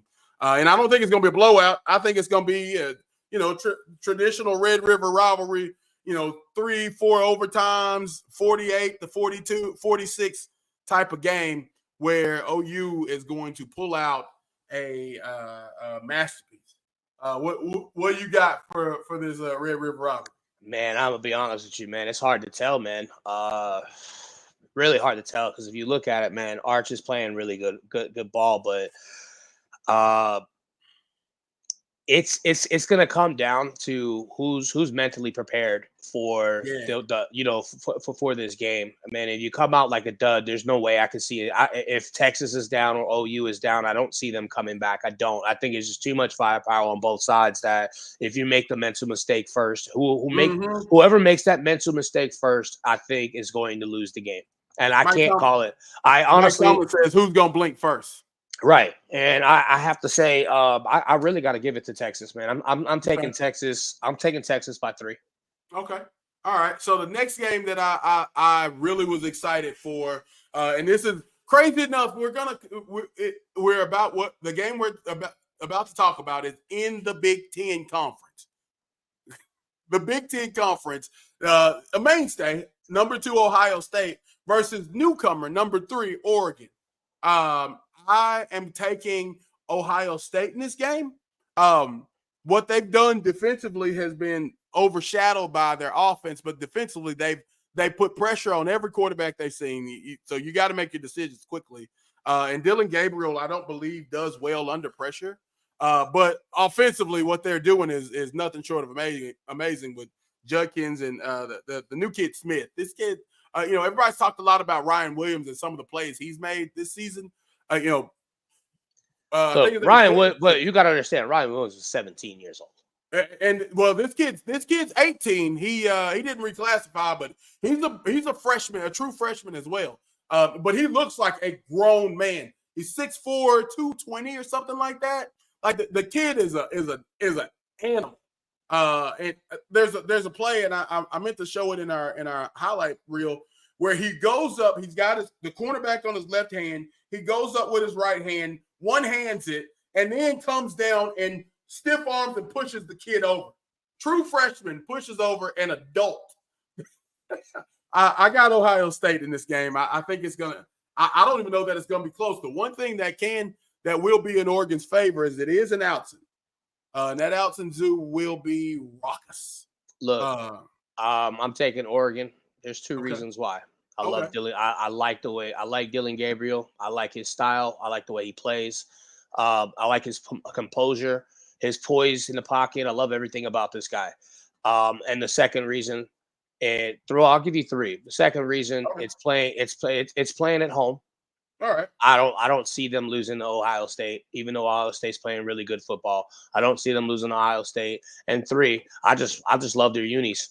If I got the choice to pick, I'll probably go in Oregon for the uniform. And they always got some fire. Look, Nike hooks this team up. Man, I don't know what they coming out with on Saturday, man. I just gonna tell you that I don't know what they coming out with, but I know it's always some good. I know it's gonna be a good looking uniform. Yeah, without a doubt. So I gotta do one for the home base. I know. Well, Arkansas is on a bye, so. But and for those for my local friends that are watching, this is homecoming week. So this is a little bit about this. I'm learning more about this rivalry in particular. If you need to go get a snack, and this is a great time. So the Ole Miss and Louisiana State have been rivals. They're only about 3.5 hours apart from Ole Miss to about 5.5 hours, because Ole Miss is not too far from Memphis. And LSU, of course, down here in Baton Rouge. Now, if you remember correctly, last year, this was the kind of the coming out party on a national stage for Jaden Daniel, as Ole Miss came in like top 10 again, as they are now. But they got exposed by LSU, and it was a shootout. And I'm not too far stretched in thinking that this is probably going to be a shootout again. I think it's going to be, I'm talking 50 to 45 type of shootout, and not overtime, just 50 to 45. Neither of these defenses can stop anything they're both wet tissue defenses. Like it's going to be fun to watch the fireworks on this. But I think it's gonna. I'm with you on that, man. I think it's gonna be I think it's gonna be a very high scoring game. A really high scoring game. But the fan in me won't allow me to pick LSU. So if I'm wrong, I'll happily be wrong. But I feel like there's going to be a little bit of revenge exacted for Ole Miss. And Jackson Dart's going to come down here and he's going to throw for 5 touchdowns, and Nussmeier's going to throw for 4. And we're going to see fireworks after fireworks, man. But it's going to be a fun game. I'm taking LSU. Yeah, it's going to be a fun game, man. I'm taking LSU, and the reason why I want them to win, I want them to win so bad, so they're on their high horses. So when they come to Arkansas next Saturday, we take them off that high horse too. I guarantee you, it's going to be cold. It's going to be cold today or next weekend when they come up to visit us, man. Oh, it's supposed to be, the weather. I'm looking at it right now. So hold on, let's pull this up for next week. For next Saturday is what the temperature is supposed to be. We're looking at for next Saturday, brother. We're looking at 49-degree weather to start, kind of. So it's gonna be like 50-degree. Hey, 50 degrees down here means they start pulling out their Uggs and fur-lined vests, bro. They're gonna hate it. They're gonna hate it up there, and I love it. That's my favorite thing about it, man. I love it. So, and the thing is, too, you want to know what I love about it too? It's another primetime game, 6 o'clock. Perfect, and another chance for us to show out against a top 15 opponent. So I got 2 more games, then we'll take a break, man. So this team, I don't think this is going to be a very good game. The only reason I bring it up is because, are you familiar with Ashton Jeanty? Oh yeah, the man leads. He's leading college football with the most 70-yard touchdowns in history. This kid, first of all, we should start with that. His stance in the backfield is crazy town. Let's just start there, okay? His stance in the backfield. He looks like he's hanging out with some friends and about to, go grab a pizza or something. And then they say hunt, and he runs through your entire defense. And look, if you need to, go ahead and throw the water boy and 2 more fans out there. He's gonna run past them too. This dude he is out of control. He's like a video game character, man. Without a doubt. And so this is the thing, we said this earlier in the season. They talked about the pace he had set in the first 2 or 3 games. He was on pace to break that vaunted Barry Sanders rushing touchdown record. Right now we are at they are through 5 games. He's got 16 touchdowns and 1,000 yards. If you're doing the math here, that is 200 rushing yards a game. And that's 3 touchdowns a game. That is the pace. Here's a crazy stat. He's doing this only on 95 carries and he has 1,000 yards. Last year he did it on 220 and had 1,347.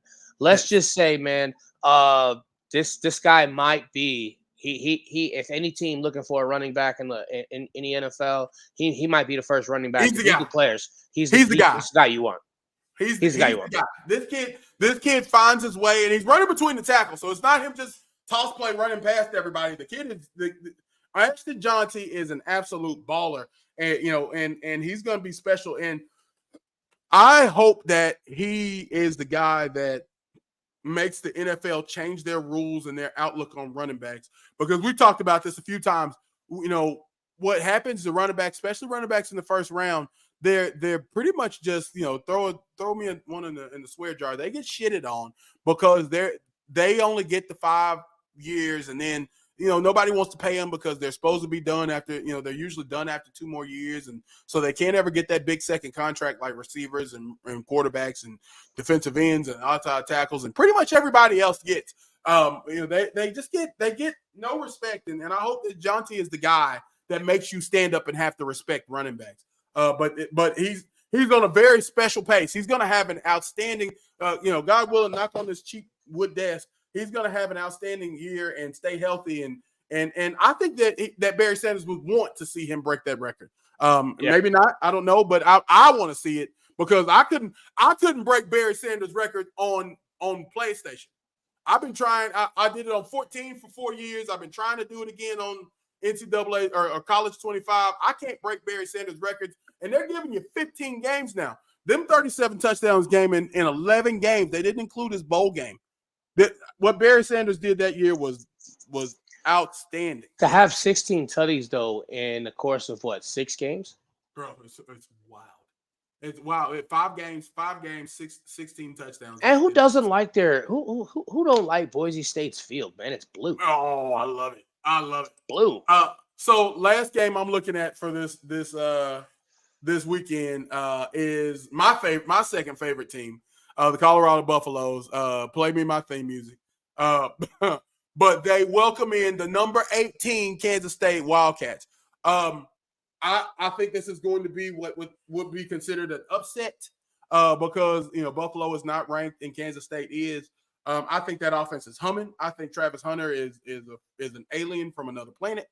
I think Shedeur is his daddy at without 4.2 speed.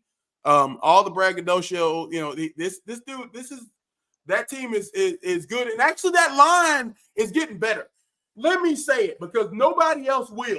That offensive line got beat up by Nebraska almost a month ago now, and they have been on a tear ever since to prove everybody wrong that they have improved, not only in size and stature, but they can play ball and protect Shedeur. And when they do, then man, that offense is humming, bro. And I think it's going to be more of the same this week.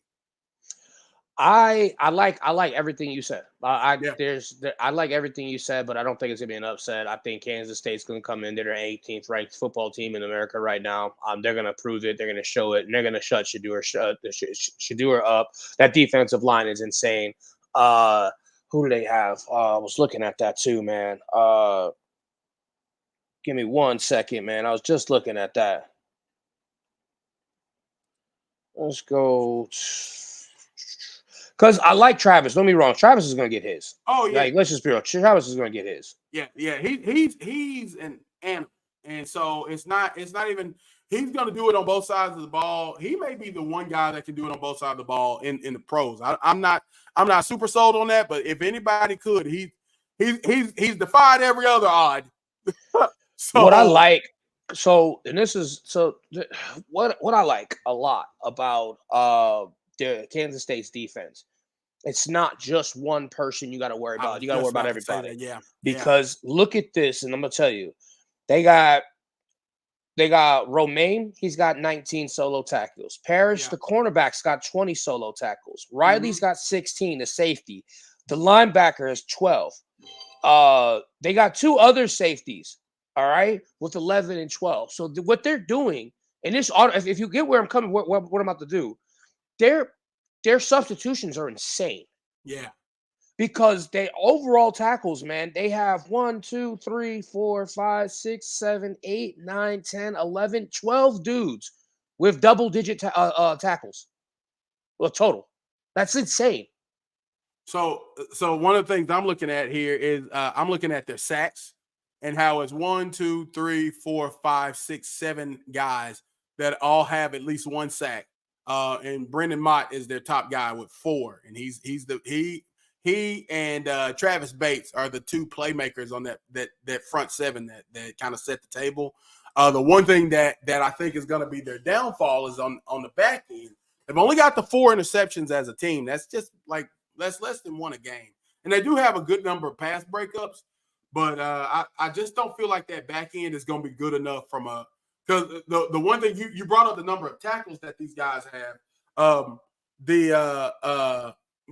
that says that people are completing passes in front of them, and what you don't want to do is you don't want to give Shedeur and that Buffalo offense an opportunity to complete passes, especially to somebody like Travis Hunter.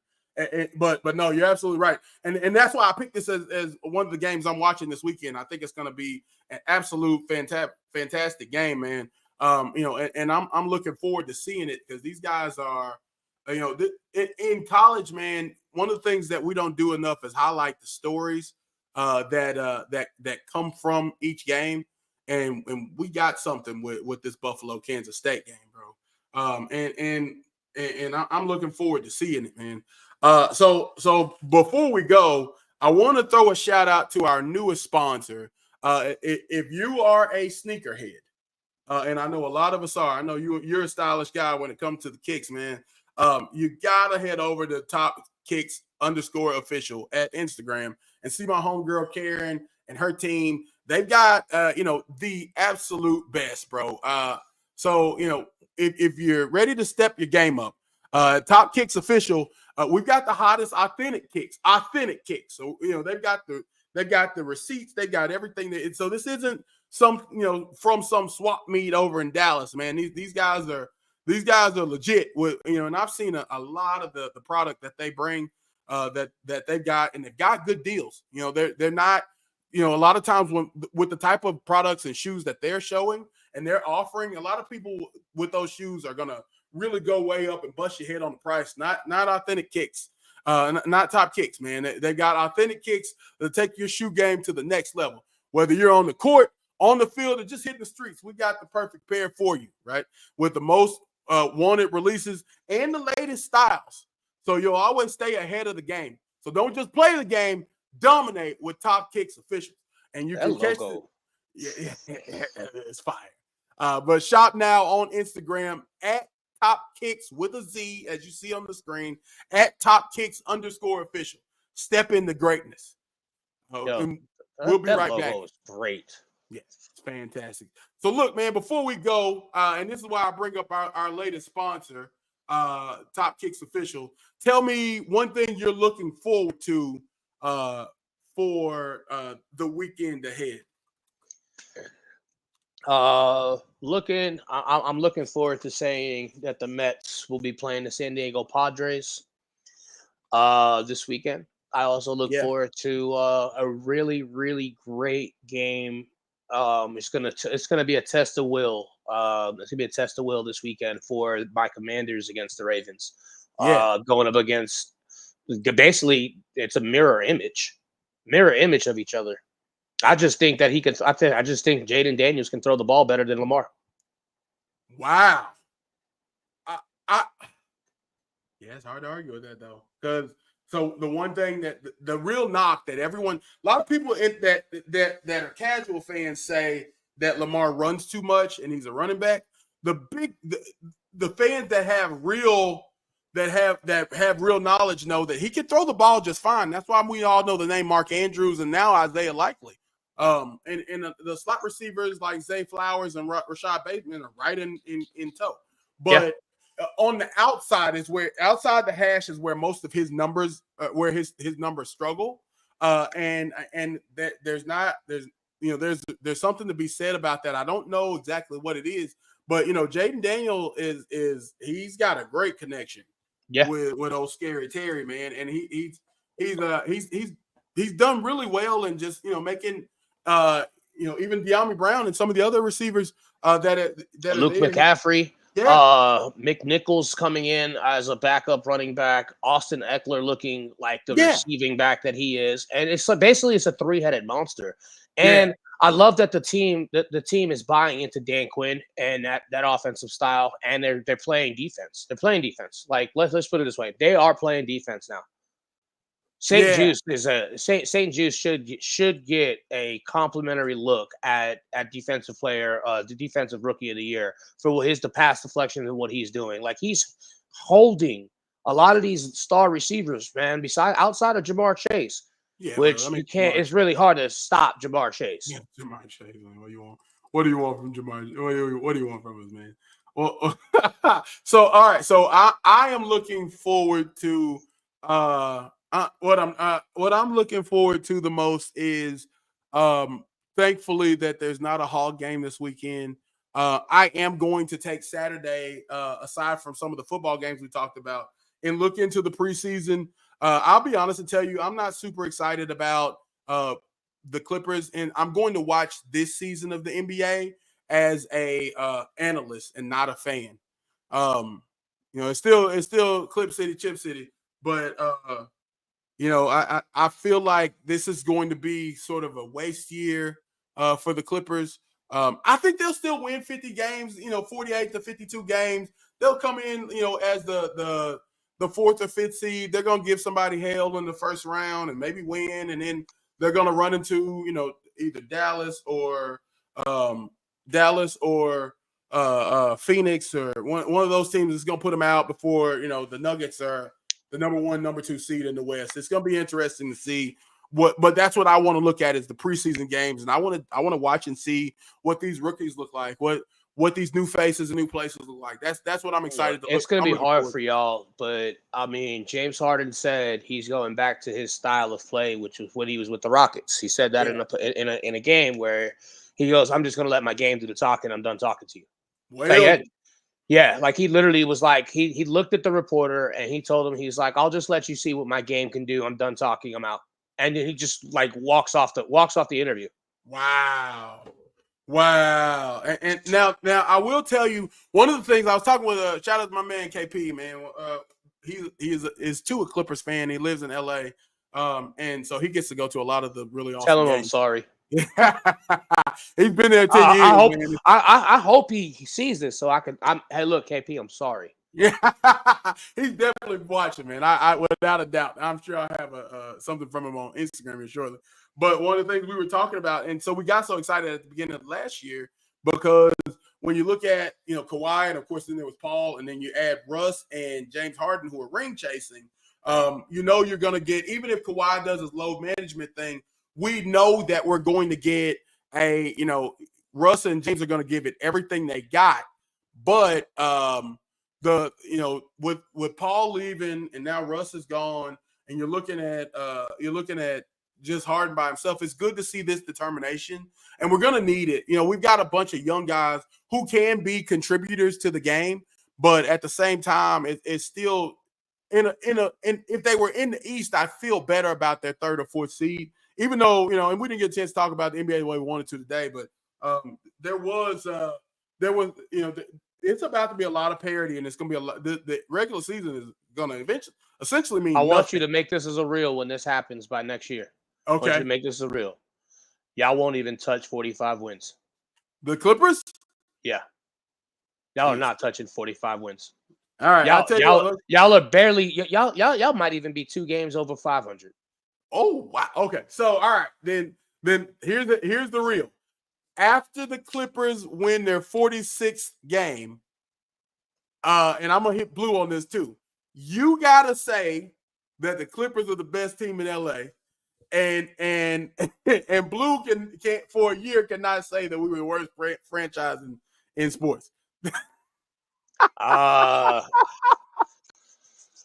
I don't see it, man. I mean, let's real quick before I go, man. Let's go to your let's go to this real quick. It's not a good looking team. I'll tell you that. It's not a good looking team. I'll give you that. And okay. Kawhi's gonna play 60 games maximum. You got James Harden, Kawhi Leonard, Kevin Porter, Chris Dunn, Kai Jones, Derek Jones, Ivica Zubac, Cam Christie, PJ Tucker, Jordan Miller, Norm Powell. PJ Tucker won't be on the team. It's already been stated that he will be away from the team until they figure out what to do with him. I don't think they're gonna be able to trade him, so they're probably gonna have to buy him out or something like that.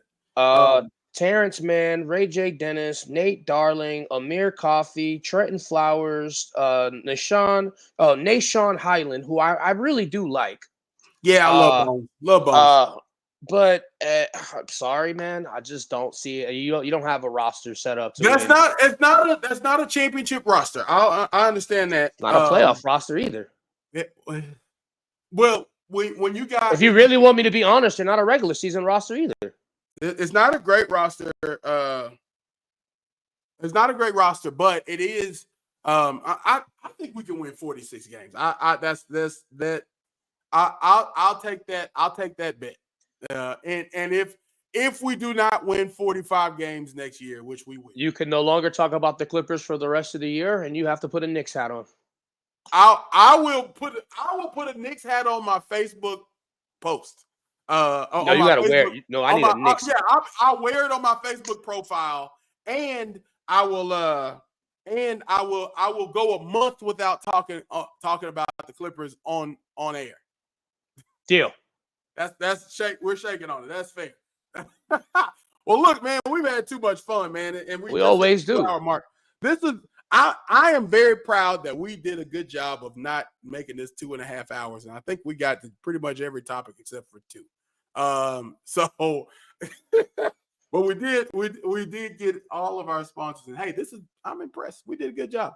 only is a 2 hour and 11-minute broadcast. So for the Angry Puerto Rican Ant Roman, for Dylan Connolly and all of the other folks that are here, man, we can't say thank y'all enough for checking us out on the Fanatic Sports Podcast. My name is Blocka. And do remember, man, tough people, tough times don't last, tough people do.